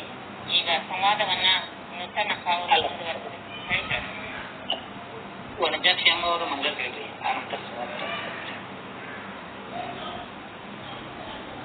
ವನಜಾಕ್ಷಮ್ಮ ಮಂಗಲವನ್ನ ಹೇಳ್ಬೇಕು ಅಂತ ಹೇಳಿ ಪ್ರಾರ್ಥನೆ ಮಾಡ್ತೀವಿ, ವಿನಂತಿ ಮಾಡ್ತೀವಿ.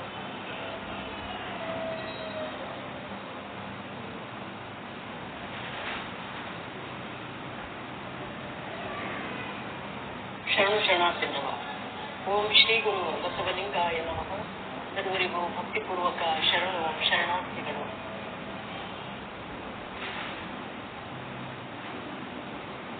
ಮಂಗಳ ಮಂಗಳ ಶ್ರೀ ಗುಹೇಶ್ವರನ ಶರಣ ಲಿಂಗೈಕ್ಯಂಗೆ. ಮಂಗಳ ಮಂಗಳ ಶ್ರೀ ಗುಹೇಶ್ವರನ ಶರಣ ಲಿಂಗೈಕ್ಯಂಗೆ. ಜಗವೆಲ್ಲವನುಂಡ ಮಾಡಿ ಊರೆಲ್ಲವ ಮನೆಯ ಮಾಡಿ ಮುಗದೆತೆಯಿಲ್ಲದ ತುಳುವು ನೋಡ ತುಳುವಿನ ವೇದವನರಿಯದ ಕಾರಣ ದೇವಲೋಕ ಭಾಗ್ಯಲೋಕವೆಲ್ಲ ನಮೆಗೊಂಡಿತಲ್ಲ. ಮಂಗಳ ಮಂಗಳ ಶ್ರೀ ಭುಗೇಶ್ವರನ ಶರಣ ಲಿಂಗೈಕ್ಯಂಗೆ. 84 ಲಕ್ಷ ಯೋನಿ ಮುಖ ಜೀವಿಗಳಿಗೆ 84 ಲಕ್ಷ ಆರಾಧನೆ ಒಂದೊಂದರ ಆರಾಧನೆಯನ್ನು ಗೊಂದಳು ಲಯವಾದುದಲ್ಲ.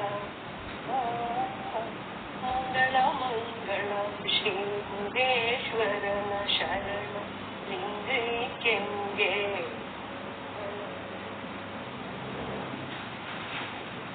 ಕುತಿಯು ಕುತಿಯ ನರಿಯ ಷೋಡಶೋಪಚಾರವರಿಯ ಭಾವ ಸಂಕಲ್ಪ ವಿಕಲ್ಪವನರಿಯ ನಾಮದೇವಿಗಳೆಲ್ಲವ ನೇಮಿಸಿ ಕಳೆದಂಗೆ ಅವಲೋಕ ಕಂಪಿತವಾದಂಗೆ.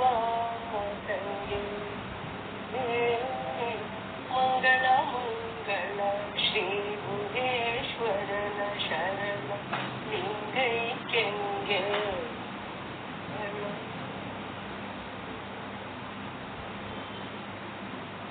ಮಧ್ಯಸ್ಥಾನದ ಲೋಕ ಕುಲವಳಿದು ಛಲವಳಿದು ಬಲುಗಳಿದು ನಿಲ್ಲಲು ಪುತ್ರದ ಜಂತ್ರದವಳಿ ಫಲಸಿದ್ಧಿಯನಿದೆ ನಿಫಲಸಿದ್ಧಿಯನೆ ಬಿಟ್ಟು ಆತಿಂಗಲಿನ ಮಧ್ಯಕ್ಕೆ ತಂದಂಗೆ.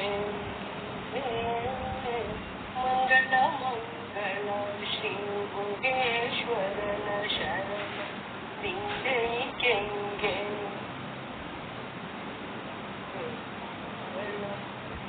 ಮಧ್ಯಸ್ಥಾನದ ಲೋಕಕ್ಕೆ ಹೋಗಿ ಮರುವಾಳರಿಯದ ಪರಿಯ ನೋಡಿದೆ.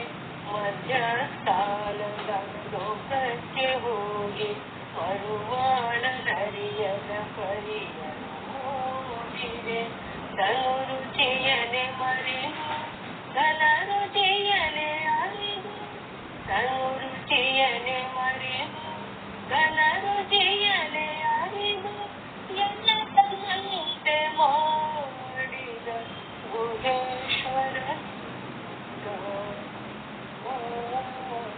ಮಂಗಳ ಮಂಗಳ ಶ್ರೀ ಗುಹೇಶ್ವರನ ಶರಣ ಲಿಂಗೈಕ್ಯಂಗೆ. ಮಂಗಳ ಮಂಗಳ ಶ್ರೀ ಗುಹೇಶ್ವರನ ಶರಣ ಲಿಂಗೈಕ್ಯಂಗೆ.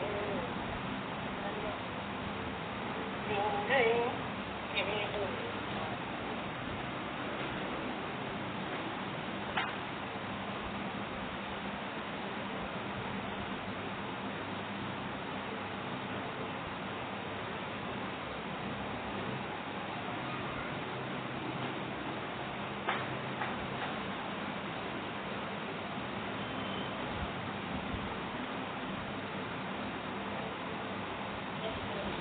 ಧನ್ಯವಾದಗಳು ರೇಖಾ, ಸ್ವಲ್ಪ ಸುಂದರವಾಗಿ ನೀವು ಮಾಡ್ರಿ. ಸಮಾಧಿಯಾಗಿ ಯಾರಾದ್ರೂ ಮಾತನಾಡೋರಿದ್ರೆ ಅಂದ್ರೆ ಅವ್ರಿಗೆ ಅವಕಾಶ ಕೊಡ್ರಿ. ಒಂದು ಗಾಯನವನ್ನ ಮಂಗಲವನ್ನು ಮಾಡಿದಂತ ವರದಾಕ್ಷಮ್ಮನ ಅವರಿಗೆ ಮತ್ತೊಮ್ಮೆ ಧನ್ಯವಾದಗಳನ್ನ ಹೇಳ್ತೇನೆ. ನಮ್ಮ ಗಾಯನ ಅಂದ್ರೆ ಯಾವಾಗಲೂ ಬಹಳಷ್ಟು ಶುದ್ಧವಾಗಿರ್ತದೆ. ಎಲ್ಲ ಶಬ್ದಗಳನ್ನ ಶುದ್ಧವಾಗಿ ಉಚ್ಚಾರ ಮಾಡ್ತೀರಿ, ಹೃದಯದಿಂದ ಆಡ್ತೀರಿ. ಮತ್ತೊಮ್ಮೆ ತಮಗೆ ಧನ್ಯವಾದಗಳು. ಈಗ ಯಾರಿಗಾದರೂ ಪ್ರಶ್ನೆಗಳನ್ನ ಕೇಳೋದಿದ್ರೆ ಸಂವಾದದೊಳಗೆ ಭಾಗವಹಿಸಬಹುದು, ಕೈಯನ್ನ ಎತ್ತಬಹುದು.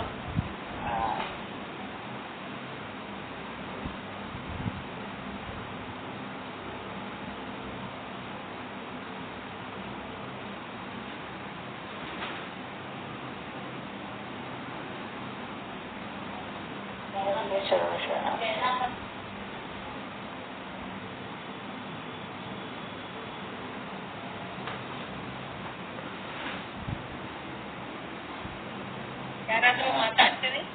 ಬ್ರಹ್ಮರಾಮ ಮಾತಾಡ್ತಾರೆ.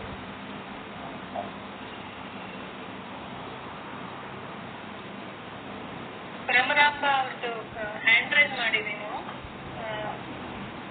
ಮಾತಾಡ್ತೀರಿ? ಅವ್ರೆ ಗಾಯತ್ರಿ ತಾಯಿಯವರು ಬಸವ ಕಲ್ಯಾಣದಲ್ಲಿ ಶಿವಯೋಗ ಶಿಬಿರ ಏರ್ಪಾಟ್ ಮಾಡ್ತಾರೆ, ಭಾಗಿಯಾಗಬಹುದು ಅಂತ ಹೇಳಿದ್ರು. ಯಾವಾಗ ಮಾಡ್ತಾರೆ ಏನು ಅಂತ ವಿಷಯ ತಿಳಿಸಿದ್ರೆ ಭಾಗಿಯಾಗಕ್ಕೆ ನಮಗೆಲ್ಲ ಅನುಕೂಲ ಆಗುತ್ತೆ. ಅದಕ್ಕೆ ಕೇಳೋಣ ಅಂತ ಮಾಡ್ತಾ ಇರ್ತಾರೆ. ಶರಣ ಶರಣ. ಅವರು ಅದಾರ ಅವ್ರು ಲೆಫ್ಟ್ ಅದಾರಿ? ಇದೀವಿ ಹೇಳ. ಅಲ್ಲ, ಇವರು ಸುಜಾತ ಅಮ್ಮ ಅವ್ರು ಅದಾರು, ಲೆಫ್ಟ್ ಆಗೈತಿ. ಅದೇನ್ರಿ ಹಾ, ಅವರು ಗಾಯತ್ರಿ ಅಮ್ಮ ಅವ್ರನ್ನ ಕುರಿತು ಪ್ರಶ್ನೆ ಮಾಡ್ಯಾರ ಅಮ್ಮವ್ರ ಇನ್ನೊಮ್ಮೆ ಕೇಳ್ರಿ. ಏನ್ ಪ್ರಶ್ನೆ ಗೊತ್ತಾಗಲಿಲ್ಲ. ಅದೇ ಗಾಯತ್ರಿ ತಾಯಿಯವರು ಬಸವ ಕಲ್ಯಾಣದಲ್ಲಿ ಇದು ಶಿವಯೋಗದ ಶಿಬಿರ ಏರ್ಪಾಟ್ ಮಾಡ್ತೇವೆ ಅಂತ ಹೇಳಿದಾರಲ್ಲ ಆಗ್ಲೇ. ಯಾವಾಗ ಏರ್ಪಾಟ್ ಮಾಡ್ತಾರೆ ಅಂತ ಅಂದ್ಬಿಟ್ಟು ವಿಷಯ ತಿಳಿಸಿದ್ರೆ ನಾವುಗಳೆಲ್ಲ ಭಾಗಿಯಾಗಕ್ಕೆ ಅನುಕೂಲ ಆಗುತ್ತೆ ಅಂತ ಕೇಳಿದೆ. ನಮ್ದು ತಿಂಗಳು 21, 22, 23 ಆಯ್ತು ಕಾರ್ಯಕ್ರಮ. ವರ್ಷಕ್ಕೊಂದ್ಸಲ ಮಾಡ್ತಾರೆ. ಮತ್ತೆ ಇಳಕಲಲ್ಲಿ ಶ್ರಾವಣ ಮಾಸದಲ್ಲಿ ಗೆದ್ದಳಪ್ಪರ್ಗೆ ಶುದ್ಧ ಸಂಪಾದನೆ ಪೂರ್ಣ ಚಿಂತನ ಇದೆ ಅನುಭವ. ಆ ಸಮಯದಲ್ಲಿ ಇಳಕಲ್ ಮಠಕ್ಕೆ ಬಂದು ಉಳ್ಕೋಬಹುದು. ಅಲ್ಲಿ ಯೋಗ ಧ್ಯಾನ ಯಾವ ರೀತಿ ಮಾಡ್ಬೇಕು, ಯಾವ್ಯಾವ ಸಾಧನೆ ಮಾಡಿದ್ರು ಶರಣರು ಅನ್ನೋದೆಲ್ಲ ಗೊತ್ತಾಗುತ್ತೆ. ಆ ಸಮಯದಲ್ಲಿ ಅವಕಾಶ ಆದ್ರೆ ಇಳಕಲ್ ಮಠಕ್ಕೆ ಬಂದ್ರಿ. ಯಾವ ಮಾಸ ಹಾಕಾರ, ಯಾವ ತಿಂಗಳಲ್ಲಿ ಮಾಡೋದಾಕಾರ? ಶ್ರಾವಣದಲ್ಲಿ. ಶ್ರಾವಣ ಮಾಸ ಇಳಕಲ್ ಮಠದಲ್ಲಿ 1 ತಿಂಗಳು ನಾಗಯ್ಯ ಅಪ್ಪರು ಬಹಳ ಗಟ್ಟಿ ಹೇಳ್ತಾ ಇದ್ರು. ಇಳಕಲಪ್ಪರು ದಾಖಲೆ ಉಳಿಯುತ್ತೆ, ಮಾಡಿಸ್ಬೇಕು ಅಂತ ಹೇಳಿದ್ದಕ್ಕೆ ಅಪ್ಪರು ಒಪ್ಕೊಂಡು ಬರ್ತೀನಿ ತಂದಿದ್ದಾರೆ ಗಂಗಳಪ್ಪರು. ಆ ಸಮಯದಲ್ಲಿ ನಾವು ಬಂದಿರ್ತೀವಿ. ಅವಾಗ ಬಂದ್ರು ನಿಮಗೆ ಎಲ್ಲಾ ರೀತಿನೂ ಅನುಭವನೂ ಆಗುತ್ತೆ, ಮತ್ತೆ ಸಾಧನೆ ಪಥನೂ ಗೊತ್ತಾಗುತ್ತೆ, ಶರಣರು ಏನೇನು ಸಾಧನೆ ಮಾಡಿದ್ರು. ಸರಿ ಅಕ್ಕಾರೆ, ಆಗ್ಲಿ. ಕಲ್ಯಾಣದಲ್ಲಿ ಆಗಾರೆ, ಬಸವ ಕಲ್ಯಾಣದಲ್ಲಿ ಆಗಾರೆ. ಬಸವ ಕಲ್ಯಾಣದಲ್ಲಿ ಇವಾಗ ಇರಲ್ಲ, ಬಿಸಿಲು ಜಾಸ್ತಿ ಇರುತ್ತಲ್ಲ ಈ ಟೈಮಲ್ಲಿ. ಆ ಕಡೆಯವರೆಲ್ಲ ಬಂದು ಉಳ್ಕೊಳ್ಳಿಕ್ಕೆ ಸ್ವಲ್ಪ ತೊಂದರೆ ಆಗುತ್ತೆ ಅಂತೇಳಿ ಇವಾಗ ಮಾಡಲ್ಲ. ಜನವರಿ ಅಥವಾ ಫೆಬ್ರವರಿ ಫಸ್ಟ್ ವೀಕಲ್ಲಿ ಮಾಡ್ತಾರೆ ಯಾವಾಗ್ಲೂ ವರ್ಷ.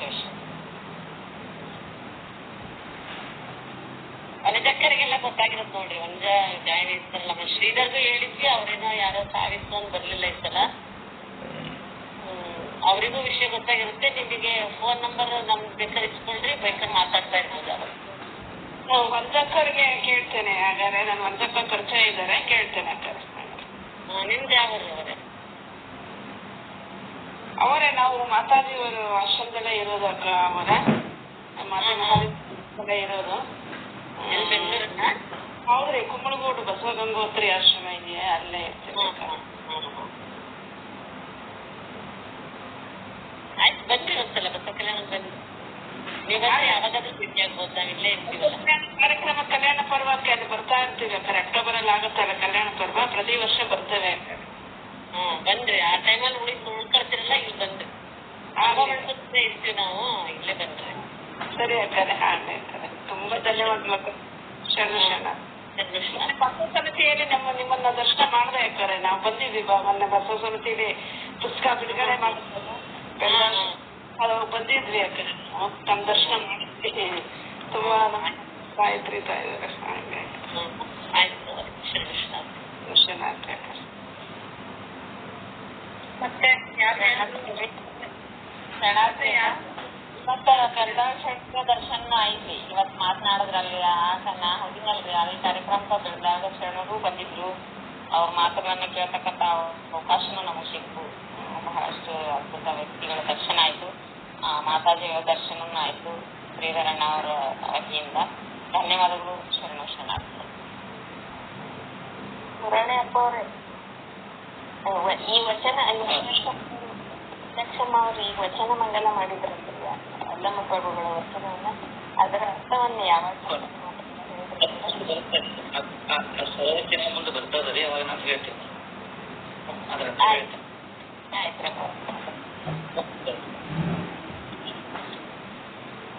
ಮುರಾರಿ ಅಪ್ಪ ಅವರಿಗೆ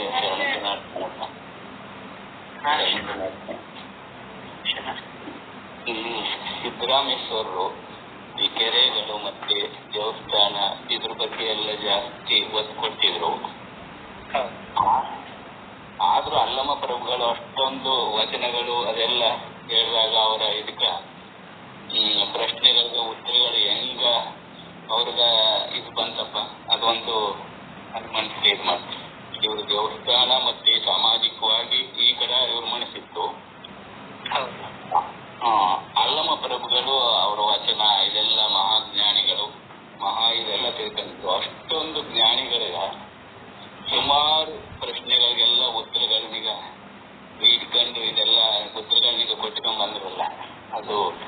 ಈ ದೇವಸ್ಥಾನದ ಇದು ಈ ಕಡೆ ಒಲು ಅಷ್ಟೊಂದು ಬರಲ್ಲ. ಈಗ ಈ ಕಡೆ ದೇವಸ್ಥಾನ ಎಲ್ಲ ಪೂಜೆ ಮಾಡೋರಿಗೆಲ್ಲ ಜ್ಞಾನಗಳು ಕಡಿಮೆ. ಅಂತ್ಯದಲ್ಲಿ ಅಷ್ಟೊಂದು ಇದೆಲ್ಲ ಪಟ್ಕೊಂಬಂದ್ರಲ್ಲ, ಅಷ್ಟೊಂದು ಜ್ಞಾನ ಹೆಂಗ ಆಯ್ತಪ್ಪ ಅಂತ ಹೇಳ್ತಾನೆ ಪ್ರಭುದೇವ್ರಿಗೆ. ಪ್ರಭುದೇವ್ರಿಗೆ ಹೆಂಗ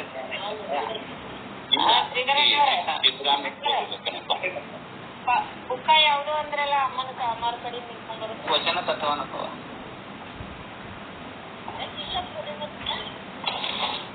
ಅಲ್ಲ ಆಯ್ತ್ರಿ. ಅದ್ರ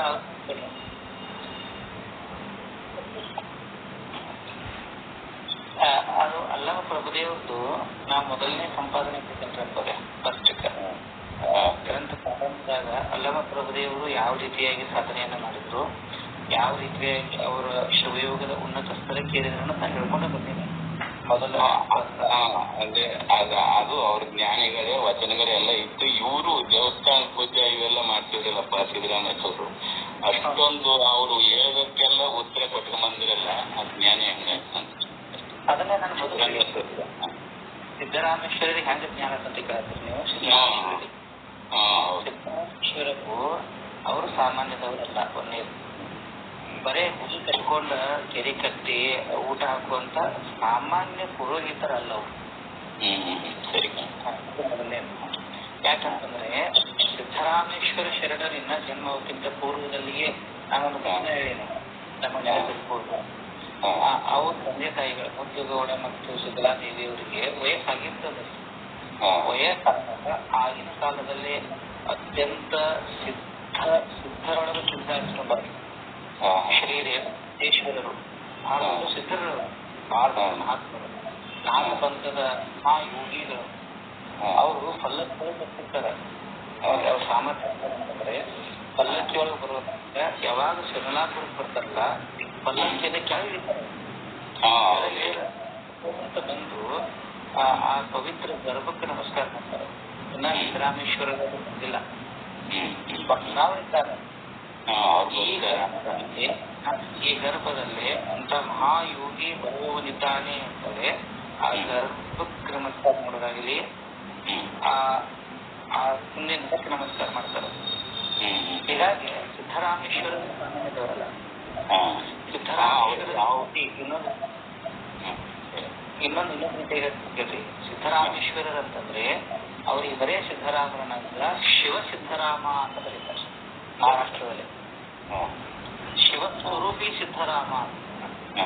ಅದು ಶಿವ ಸಿದ್ದರಾಮ ಅನ್ನೋದು ಎಲ್ಲ ಪ್ರಸಿದ್ಧಿ ಅದ. ಅದೇ ಸಿದ್ದರಾಮ ಅಲ್ಲ, ಶಿವ ಸಿದ್ದರಾಮ. ಅಂದ್ರ ಶಿವನಿಗೆ ಎಷ್ಟು ಜ್ಞಾನದ ತಪಸ್ಸದ ಜ್ಞಾನದ ಅಷ್ಟು ಜ್ಞಾನ ತಪಸ್ಸನ್ನ ಹಚ್ಚಿದಂತವ್ರಂತ ಇವರು.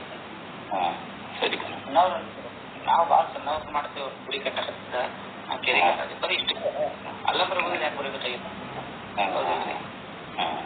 ಅವ್ರಿಗೆ ಯಾವ ಗುರುಗಳು ಜ್ಞಾನ ಕೊಟ್ಟಿರಲಿಲ್ಲ ಅನ್ನೋದೊಂದು ಅನುಭವ ನಮ್ಮಲ್ಲಿತ್ತು. ಸಿದ್ದರಾಮೇಶ್ವರ ಯಾವ ಗುರುಗಳೆಲ್ಲ ಅವರು ಜ್ಞಾನ ಪಡ್ಕೊಂಡಿರ್ಲಿಲ್ಲ, ಆದ್ರೂ ಅಲ್ಲಮ ಪ್ರಭುಗಳ ಜೊತೆಗೆ ಅಷ್ಟೊಂದು ಉತ್ತರ ಕೊಟ್ಟಿರ್ತಾರೆ. ಅದಕ್ಕಿಂತ ಪೂರ್ವದಲ್ಲಿ ಅವರು ಭಕ್ತಿಯ ಪರಾಕಾಷ್ಠೆಗೆ ಇರ್ತಾರ. ಸಾಕ್ಷಾತ್ ಸಗುಣ ಮಲ್ಲಯ್ಯನ ದರ್ಶನವನ್ನು ಪಡೆದಾರ. ಇದನ್ನೆಷ್ಟು ಬಿಡ್ತಾರೆ ಗೊತ್ತಿಲ್ಲ, ಆದ್ರ ಅದಕ್ಕೂ ಕರೆ. ನಾವು ಹೊರಗಿನ ಬಿಟ್ರೆ ಮಲ್ಲಯ್ಯನ ದರ್ಶನ ಆಗ್ತದ್ರ ಅವರಿಗೆ. ಉಪ್ಪಿನ ಮಾತಾಡ ಮಲ್ಲಯ್ಯ ಮಾತಾಡ್ತಾರ ಅವರು. ಅವ್ರು ಆನಂತರ ಅವರು ಶ್ರೀಶೈಲಕ್ಕೆ ಹೋಗ್ತಾರ. ಶ್ರೀಶೈಲದಲ್ಲೇ ಅನುಷ್ಠಾನ ಮಾಡ್ತಾರ. ಅಲ್ಲೇ ಅನುಷ್ಠಾನ ಮಾಡಿ ಅನೇಕ ಯೋಗ ಪದ್ಧತಿಗಳನ್ನ ಕಲ್ತ ಬಂದಿರ್ತಾರ ಅವರು ಸೋಮಲಾಪುರಕ್ಕೆ. ಸರಿ. ಹೀಗಾಗಿ ಅವ್ರಿಗೆ ಅಷ್ಟು ಜ್ಞಾನ.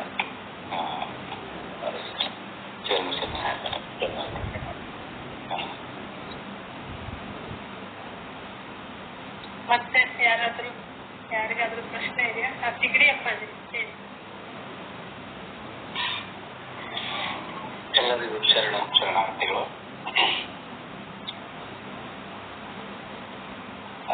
ಈಗ ಒಂದು ಪ್ರಶ್ನೆಯನ್ನ ಶರಣರು ಕೇಳಿದ್ರು, ಅದಕ್ಕೆ ಉತ್ತರವನ್ನು ಕೂಡ ಗುರುಗಳು ಕೊಟ್ಟಿದ್ದಾರೆ. ಇದು ಒಂದು ಭಾಗ ಅಂತ ನಾನು ಅಂದ್ಕೊಳ್ತೇನೆ. ಇನ್ನು ಇನ್ನೊಂದು ಒಂದು ಭಾಗ ಅಂದ್ರೆ ಇದು ನನಗನ್ನಿಸಿದ್ದು, ಇಲ್ಲಿ ಶೂನ್ಯ ಸಂಪಾದನೆಯಲ್ಲಿ ಆ ಕಾಲದಲ್ಲಿ ಲಭ್ಯವಿದ್ದ ಎಲ್ಲ ಶರಣರ ವಚನಗಳನ್ನು ಅಧ್ಯಯನ ಮಾಡಿ ಅದನ್ನ ಈ ನಾಟಕೀಯ ದೃಶ್ಯಾವಳಿ ರೂಪದಲ್ಲಿ ಕೊಡ್ತಕ್ಕಂಥ ಕೆಲಸ ಬಹಳ ಅದ್ಭುತವಾದದ್ದು, ಅಭೂತಪೂರ್ವವಾದದ್ದು. ಇದರಲ್ಲಿ ಎರಡು ಮಾತೇ ಇಲ್ಲ. ಹಾಗೆ ಲಭ್ಯವಿರುವಂತಹ ವಚನಗಳನ್ನ ಒಂದು ರೀತಿ ಈ ಸಂವಾದ ರೂಪದಲ್ಲಿ ಜೋಡಣೆ ಮಾಡಿರತಕ್ಕಂತಹ 4 ಸಂಪಾದನೆಗಳು ಏನಿದಾವಲ್ಲ, ಈ 4 ಸಂಪಾದನೆಗಳಲ್ಲಿ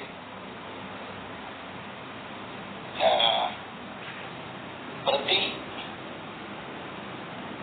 ದೃಶ್ಯಾವಳಿ ಮುಕ್ತಾಯಕ್ಕ ಇರಬಹುದು, ಅಕ್ಕ ಮಹಾದೇವಿ ಇರಬಹುದು, ಮತ್ತೆ ಇಲ್ಲಿ ಸಿದ್ದರಾಮೇಶ್ವರ ಇರಬಹುದು, ಹೀಗೆ ಬೇರೆ ಬೇರೆ ಈ ದೃಶ್ಯಾವಳಿಗಳಲ್ಲಿ ವಚನಗಳನ್ನ ಏನು ಜೋಡಣೆ ಮಾಡಿದ್ರಲ್ಲ, 4 ಸಂಪಾದನೆಗಳನ್ನು ನೋಡಿದರೆ ಅಲ್ಲಿ ವಚನಗಳ ಸಂಖ್ಯೆ ಹಿಂದೆ ಮುಂದೆ ಆಗ್ಬೇಕು. ಕಾರಣ ಇಷ್ಟೇ, ಯಾರಿಗೆ, ಯಾಕಂದ್ರೆ ಕಾಲದ ಅಂತರನೂ ಕೂಡ ಇರ್ತದ. ಮೊದಲ ಸಂಪಾದನೆ ಮತ್ತು 4ನೇ ಸಂಪಾದನೆಗೆ 106 ವರ್ಷಗಳ ಅಂತರ ಇದೆ. ಆ ಸಂದರ್ಭದಲ್ಲಿ ಹೆಚ್ಚು ವಚನ ಸಿಕ್ಕಾಗ ಹೆಚ್ಚನ್ನು ಸೇರಿಸ್ತಕ್ಕಂಥ, ಕಡಿಮೆ ಸಿಕ್ಕಾಗ ಕಡಿಮೆ ಸೇರಿಸ್ತಕ್ಕಂಥ ಕೆಲಸವನ್ನು ಮಾಡಿದ್ದಾರೆ. ಹೀಗಾಗಿ ಈ ಸಂಪಾದನೆ ಇಲ್ಲಿ ವಚನಗಳು ಐತಿಹಾಸಿಕ ಅಂದ್ರೆ ಚಾರಿತ್ರಿಕವಾಗಿ ನೋಡಿದ್ರೆ, ಯಾಕಂದ್ರೆ ನಮಗ್ ಗೊತ್ತಿದೆ, ಎಲ್ಲರಿಗೂ ಗೊತ್ತಿರತಕ್ಕಂಥದ್ದು, ಕಲ್ಯಾಣಕ್ಕೆ ಬರುವಾಗ ಅಲ್ಲಮ ಪ್ರಭುಗಳು ಸಿದ್ದರಾಮೇಶ್ವರರನ್ನು ಭೇಟಿ ಆಗ್ತಾರೆ. ಆ ಭೇಟಿಯಾದಂತ ಸಿದ್ದರಾಮೇಶ್ವರರನ್ನು ಇಲ್ಲೇ ಮುಂದೆ ಬರ್ತದೆ. ಇದು ಮುಕ್ತಾಯ ಆದ ನಂತರ ಅವರನ್ನ ಕಲ್ಯಾಣಕ್ಕೆ ಕರೆದುಕೊಂಡು ಹೋಗ್ತಕ್ಕಂಥ ಸನ್ನಿವೇಶ ಬರ್ತದೆ. ಇಲ್ಲಿ ಮುಂದೆ ಕಲ್ಯಾಣದಲ್ಲಿ ಅವ್ರನ್ನ ಕರ್ಕೊಂಡು ಹೋಗೋದು ಇತ್ಯಾದಿ ವಿವರ ಸಿಗ್ತದೆ. ಈಗ ಸ್ಥಾವರವನ್ನ ಆರಾಧಿಸ್ತಕ್ಕಂಥ, ಅದರ ಜೊತೆಗೆ ಬಹಳ ಬರೀ ಸ್ಥಾವರ ಅದು ತಪ್ಪಾಗಿಬಿಡುತ್ತದೆ. ಜನೋಪಯೋಗಿ ಸಮಾಜದಕ್ಕೆ ಉಪಯೋಗವಾಗತಕ್ಕಂಥ ಕೆಲಸ ಬಹಳ ದೊಡ್ಡದಿದೆ. ಅವರು ಕೆರೆ ಕಟ್ಟಿಸೋದು, ಬಾವಿ ತೆಗೆಸೋದು, ನೀರಿನದ್ದು, ಅದು ಪಶು ಪಕ್ಷಿ ಪ್ರಾಣಿ ಇತ್ಯಾದಿಗಳ ವಿವರಣೆ ಬಹಳ ಬರ್ತದೆ. ಅಲ್ಲಿ ಸ್ಥಾವರ ನೆಪ ಇರ್ತದ. ಸಿದ್ದರಾಮೇಶ್ವರರ ಶಿವಯೋಗದ ಪರಿಪೂರ್ಣ ವ್ಯಕ್ತಿತ್ವ ಹೊರಹೊಮ್ಮುವುದು ಕಲ್ಯಾಣದಲ್ಲಿ ಬಂದ್ಮೇಲೆನೆ. ಅದಕ್ಕೆ ಇಲ್ಲಿ ಕೆಲವರಿಗೆ ಒಂದಿಷ್ಟು ಗೊಂದಲ ಏನಾಗ್ತದಂದ್ರೆ, ಇಷ್ಟಂಗ ಸಿದ್ದರಾಮೇಶ್ವರರು ಎಲ್ಲ ತಿಳ್ಕೊಂಡಿದ್ರು, ಇನ್ನು ಕಲ್ಯಾಣಕ್ಕೆ ಹೋಗಿಲ್ಲ, ಈ ಗೊಂದಲ ಇದೆ. ಆದ್ರೆ ಸಂಪಾದನೆಕಾರರು ಅದನ್ನೊಂದು ನಾಟಕೀಯ ದೃಶ್ಯ, ಯಾಕಂದ್ರೆ ತಿರ್ಗ ಮಾಡೋದಲ್ಲ ಇದು. ಇಲ್ಲಿ ಕಲ್ಯಾಣಕ್ಕೆ ಹೋದ ನಂತರದ ವಚನಗಳು ಇಲ್ಲಿ ಸೇರ್ಕೊಂಡಾವ. ಅಲ್ಲಿ ಅವರ ಸಾಧನೆಯ ನಂತರ ಬರೆದ ವಚನಗಳು ಕೂಡ ಇಲ್ಲಿ ಸೇರ್ಕೊಂಡಾವ. ಹೀಗೆ ಚಾರಿತ್ರಿಕವಾಗಿ ನಾವು ನೋಡಿದರೆ ಈ ಸಂದೇಹ ಖಂಡಿತ ಬರುತ್ತದೆ. ಅವರು ಇನ್ನೂ ನಮ್ಮ ಕಲ್ಯಾಣದಲ್ಲಿ ಚನ್ನಬಸವಣ್ಣನವರಿಂದ ದೀಕ್ಷೆ ಆಗ್ತದೆ. ಆಮೇಲೆ ಅಲ್ಲಿ ಸಾಧನೆ ಶುರುವಾಗ್ತದೆ. ಆ ಸಾಧನೆಯಿಂದ ಹೊರಹೊಮ್ಮಿದ ಆ ಅನುಭವ, ಅಲ್ಲಿ ಸಂದೇಹಗಳ, ಅಲ್ಲಿ ಪ್ರಶ್ನೆಗಳಿದ್ದಾವಲ್ಲ, ಅದನ್ನ ಮೊದಲೇ ಇಲ್ಲಿ ಹೆಂಗ್ ಕೇಳಿದ್ರು ಅನ್ನೋದು ಗೊಂದಲ ಮೂಡ್ತದೆ. ಅದಕ್ಕೆ ದಯವಿಟ್ಟು ಆ ಗೊಂದಲವನ್ನ ಸ್ವಲ್ಪ ಸರಿಸಿಬಿಟ್ಟು ನಮಗೆ ಬೇಕಾಗಿರುವುದೇನು ಅಂದ್ರೆ, ಒಬ್ಬ ಸಾಧಕ ಅಂದ್ರೆ ನಮ್ಮ ಸ್ಥಾನದಲ್ಲಿ, ಸಾಧಕನ ಸ್ಥಾನದಲ್ಲಿ ನಿಂತುಕೊಂಡು ಸಿದ್ದರಾಮೇಶ್ವರರು ಕೇಳ್ತಾ ಇದ್ದಾರೆ, ಗುರುಸ್ಥಾನದಲ್ಲಿ ನಿಂತುಕೊಂಡು ಪ್ರಭುದೇವರು ಬೋಧನೆ ಮಾಡ್ತಾರೆ. ಇಲ್ಲಿ ಸಂದೇಹ ಮತ್ತು ಅದರ ಪರಿಹಾರ ಇವೆರಡರ ಬಗ್ಗೆ ಮಾತ್ರ ನಾವು ತಿಳ್ಕೊಳ್ಬೇಕು ವಿನಃ ಈ ಮೊದಲೇ ಹಾಗೆ ಮಾಡಿದ್ರು ಇವುಗಳನ್ನು ಬಿಟ್ಬಿಡೋಣ. ಯಾಕಂದ್ರೆ ಸಿದ್ದೇಶ್ವರ ಸ್ವಾಮಿಗಳು ಬಹಳ ಹೇಳ್ತಿದ್ದಾರೆ, ಮುಖ್ಯ ಅಲ್ಲ ಅಂತಿದ್ರು. ಕಥೆ ಮುಖ್ಯ ಅಲ್ಲ, ಸನ್ನಿವೇಶ ಮುಖ್ಯ ಅಲ್ಲ, ರಾಮ ಮುಖ್ಯ ಅಲ್ಲ. ಅಲ್ಲಿ ಆ ಸನ್ನಿವೇಶದಲ್ಲಿ ಏನು ಒಂದು ತತ್ವ ನಿರೂಪಣೆಯಾಗಿದೆ, ಅಲ್ಲಿ ಏನು ಒಂದು ದರ್ಶನ ಮೂಡಿ ಬರ್ತದ, ಆ ದರ್ಶನಕ್ಕೆ ನಾವು ಹೆಚ್ಚು ಮಹತ್ವ ಕೊಡಬೇಕು, ತತ್ವಕ್ಕೆ ಹೆಚ್ಚು ಮಹತ್ವ ಕೊಡಬೇಕು. ಸುಮ್ಮನೆ ಇಲ್ಲ ಸಲ್ಲದೆ ಇವುಗಳನ್ನ ಕೋರಿಲೇಟ್ ಮಾಡಿ ದರ್ಶನ ತತ್ವಗಳನ್ನ ಹಿನ್ನೆಲೆಗೆ ತಳ್ಳಬಾರದು ಅನ್ನೋದ ಒಂದು ಮಹತ್ವದ ಮಾತುಗಳನ್ನ ಹೇಳ್ತಿದ್ರು. ಇಲ್ಲಿ ಕೂಡ ನಾವು ಹಾಗೇನೆ ಅರ್ಥ ಮಾಡಿಕೊಳ್ಬೇಕು. ಈ ಚಾರಿತ್ರಿಕ ಗೊಂದಲವನ್ನ ಆ ಕಡೆ ಬಿಡೋಣ, ಅದು ನಮಗೆ ಮುಖ್ಯ ಅಲ್ವೇ ಅಲ್ಲ. ನಮಗೆ ಮುಖ್ಯವಾಗಿರೋದು ಶಿವಯೋಗ ಸಾಧನೆಯ ಹಂತದಲ್ಲಿ ಒಬ್ಬ ಸಾಧಕನಿಗೆ ಎದುರಾಗುವ ಪ್ರಶ್ನೆಗಳನ್ನ ಸಿದ್ದರಾಮ ಶಿವಯೋಗಿಗಳು ಕೇಳ್ತಾ ಇದ್ದಾರೆ. ಅದು ಬಹಳ ಮಹತ್ವದ್ದು. ಅದು ನನ್ನ ಸಂದೇಹನೂ ಆಗಿರ್ಬಿಟ್ಟು ಯಾರು ಸಾಧನೆಯೊಳಗಿರ್ತಾರೆ ಸರಿಯಾಗಿ ಅಂತ ಸಂದೇಹಗಳು ಖಂಡಿತ ಬರ್ತವೆ. ಸಾಧನೆಯಲ್ಲಿ ಇಲ್ಲದ ಪ್ರಶ್ನೆಗಳನ್ನ ಕೇಳಿದ್ರೆ ಅದು ಕೇವಲ ಕುಹಕದ ಪ್ರಶ್ನೆ ಆಗಿರ್ತದೆ ವಿನಃ ಅಲ್ಲಿ ಏನು ಅರ್ಥ ಇರೋದಿಲ್ಲ. ಅದಕ್ಕೆ ಅಲ್ಲಿ ಇವತ್ತು ಗುರುಗಳು ಸಿದ್ದರಾಮ ಶಿವಯೋಗಿಯ ಪ್ರಶ್ನೆಗೆ ಅಲ್ಲಮರು ಕೊಟ್ಟ ಮಾತನ್ನ ಒಂದು ಉತ್ತರವನ್ನು ಬಹಳ ಸುಂದರವಾಗಿ ಹೇಳಿದ್ರಲ್ಲ. ಅಭ್ಯಾಸದ ಮಾತಲ್ಲ, ಶ್ರೋತ್ರದ ಸುಖ ಅಲ್ಲ. ಸಿನಿಮಾ ನೋಡಿದ್ದಲ್ಲಪ್ಪ ಇದು, ಶ್ರೋತ್ರದ ಸುಖ ಅಲ್ಲ, ಅಭ್ಯಾಸ ಮಾಡಿ ಹೇಳುವುದೂ ಅಲ್ಲ, ಶಾಸ್ತ್ರದ ಅನುಭವನೂ ಕೂಡ ಅಲ್ಲ ಅಂತ. ಶಾಸ್ತ್ರದ ಅನುಭವದ ಮಾತಲ್ಲ, ಒಳಗಿಂದೂ ಅಲ್ಲ, ಹೊರಗಿಂದೂ ಅಲ್ಲ. ಏನದು ಅಂದ್ರೆ ಇದರಂಗವನ್ನರಿಯದೆ ಅನುಭವ ಮಾಡಿ ಅಲ್ಲದೇನಲ್ಲ. ಇದರ ಅಂಗವನ್ನ ಅರಿಯದೆ ಶಾಸ್ತ್ರ ಅಭ್ಯಾಸ ಮಾಡಿದ್ರು ಫಲ ಇಲ್ಲ, ಕೇಳಿದ್ರು ಫಲ ಇಲ್ಲ, ಒಳಗಿಂದು ನೋಡಿದ್ರು ಫಲ ಇಲ್ಲ, ಹೊರಗಿಂದು ಫಲ ಇಲ್ಲ.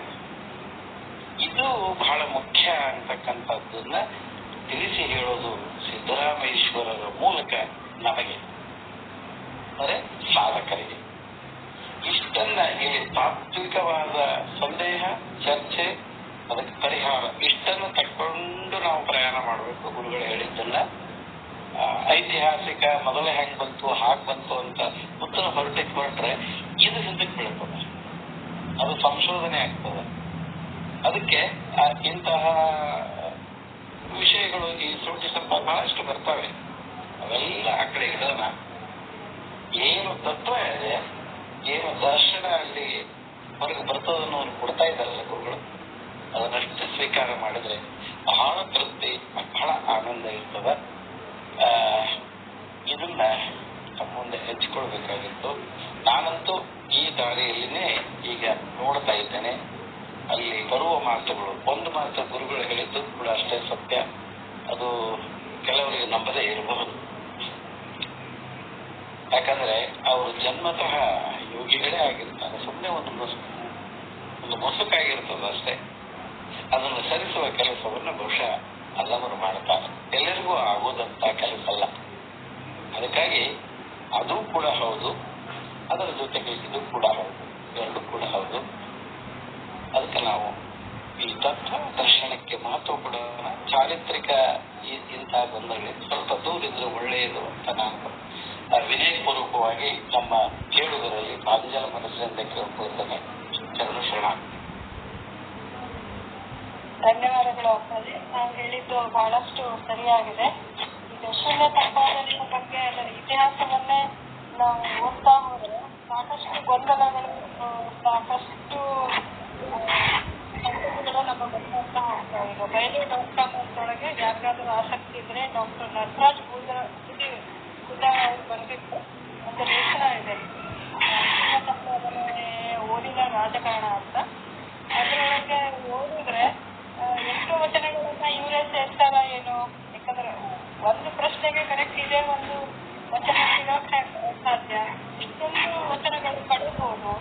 ಈ ತರ ಎಲ್ಲ ಇರೋ ಹೊತ್ತಿನೊಳಗ ಆ ತರನು ಕೆಲವೊಂದು ಪ್ರಶ್ನೆಗಳು ಹೇಳ್ತಾವ್.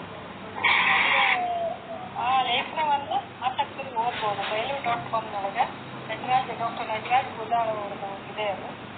ಅದು ತಾವು ಹೇಳಿದ್ರೆ ಸರಿ. ಕೆಲವೊಂದು ಬಹಳ ನಾವು ಒಂದು ಸೇರಿಸ್ತೇನೆ. ಕಳೆದ 2022ರಲ್ಲಿ ಅಥವಾ 23ರಲ್ಲಿ ಒಂದು ಪುಸ್ತಕ ಬಂದಿದೆ ಚಿಕ್ಕದು, ಗುರುಕಣ್ಣೆ ಅಂತ. ಅದು ಕಲ್ಯಾಣದಲ್ಲಿ ಅನುಭವ ಮಂಟಪದಲ್ಲಿ ಅಕ್ಕ ಮಹಾದೇವಿ ಪ್ರವೇಶ ಮಾಡ್ತಾಳೆ. ಪ್ರವೇಶದಿಂದ ಹಿಡಿದು ಇಲ್ಲೇನು ಶೂನ್ಯ ಸಂಪಾದನೆಯಲ್ಲಿದೆಯಲ್ಲ ಈ ದೃಶ್ಯ, ಇದೇ ದೃಶ್ಯವನ್ನ ಇಟ್ಕೊಂಡು ಅವರು ಒಂದು ಪುಸ್ತಕ ಮಾಡಿದ್ದಾರೆ. ಇದೆ, ಅದು ಶೂನ್ಯ ಸಂಪಾದನೆನೇ, ಆದ್ರೆ ಅದು ಅಕ್ಕ ಮಹಾದೇವಿ ಸಂಪಾದನೆ ಅಷ್ಟೇ. ಇಲ್ಲಿ 32 ಬಹುಶಃ ಅಲ್ಲಿಗೆ ಮೊದಲನೇ ಸಂಪಾದನೆಯಲ್ಲಿ ನಮಗೆ ಸಿಗ್ತಕ್ಕಂಥ ಆ ಇಬ್ಬರಲ್ಲಿ ಸಿಗ್ತಕ್ಕಂಥ ವಚನಗಳ ಸಂಖ್ಯೆ ಬಹುಶಃ 32-33 ಸಿಗ್ತವೆ. ಅವರನ್ನ 90 ವಚನಗಳಿಗೆ ವಿಸ್ತರಿಸಿದ್ದಾರೆ. 90 ಇದ್ದಾವೆ. ಯಾಕೆ ಅಂತಂದ್ರೆ ನಾವು ಓದುವಾಗ ಅಕ್ಕನ ವಚನಗಳು 330 ಸಿಕ್ಕಿದ್ದು, ಇವಾಗ 450 ದಾಟಿದೆ ಅಕ್ಕನ ವಚನಗಳು. ಹಾಗೆ ಸಿಕ್ತದ್ದು. ಅವಾಗ ಅವ್ರನ್ನ ಕ್ರಮವಾಗಿ ಮತ್ತೆ ಜೋಡಿಸಿದ್ದಾರೆ ಅವರು. ಈ 4 ಸಂಪಾದನೆಗಳನ್ನು ಇಟ್ಟುಕೊಂಡು ಮಧ್ಯದಲ್ಲಿ ಹೊಸದಾಗಿ ದೊರೆತ ವಚನ ಮತ್ತು ಅಲ್ಲಮರ ಹೊಸದಾಗಿ ದೊರೆತ ವಚನ ಮತ್ತು ಬೇರೆ ಬೇರೆಯವರು ಕೊಟ್ಟಂತ ವಚನಗಳನ್ನು ಮತ್ತೆ ಸೇರಿಸಿ ಒಂದು ಇತ್ತೀಚಿನ ಸಂಪಾದನೆಯನ್ನು ಕೂಡ ಮಾಡಿದ್ದಾರೆ. ಹೀಗಾಗಿ ವಚನಗಳ ಲಭ್ಯತೆ ಆಧಾರದ ಮೇಲೆ ಸಂಪಾದನೆ ಹಿಗ್ತಾ ಹೋಗ್ತದೆ. ಆದರೆ ಸಂಪಾದನೆ ಮಾಡತಕ್ಕಂಥವ್ರು ಬಹಳಷ್ಟು ಅಧ್ಯಯನಶೀಲರಾಗಿರ್ಬೇಕು. ಎಲ್ಲ ಶರಣರ ವಚನಗಳನ್ನ ಸಮಗ್ರವಾಗಿ ಅಲ್ಲಿ ತಿಳ್ಕೊಳ್ಬೇಕಾಗ್ತದ. ಅಂತಹ ಕೆಲಸ ಕಾಲದಿಂದ ಕಾಲಕ್ಕೆ ಆಗ್ತಾ ಇದೆ. ಹೀಗಾಗಿ ಅಲ್ಲಿ ಬರುವ ಒಂದು ದರ್ಶನ ಕೂಡ ಅಲ್ಲಿನೂ ಬೇರೆ ಇದೆ.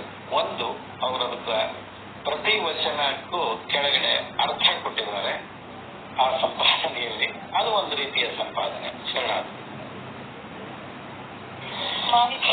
ಧನ್ಯವಾದಗಳು.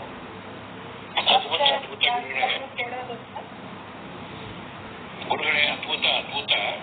ಇದೇ ರೀತಿ ತಾವೆಲ್ಲ ಅನುಭಾವಿಗಳು ಹಾಗೂ ಇದರ ಬಗ್ಗೆ ಹೆಚ್ಚಿನ ವಿಚಾರಗಳು ತಮಗೆ ಹೊಡೆದಾಗ ಈ ರೀತಿ ನಾವು ಅನುಭವಗಳು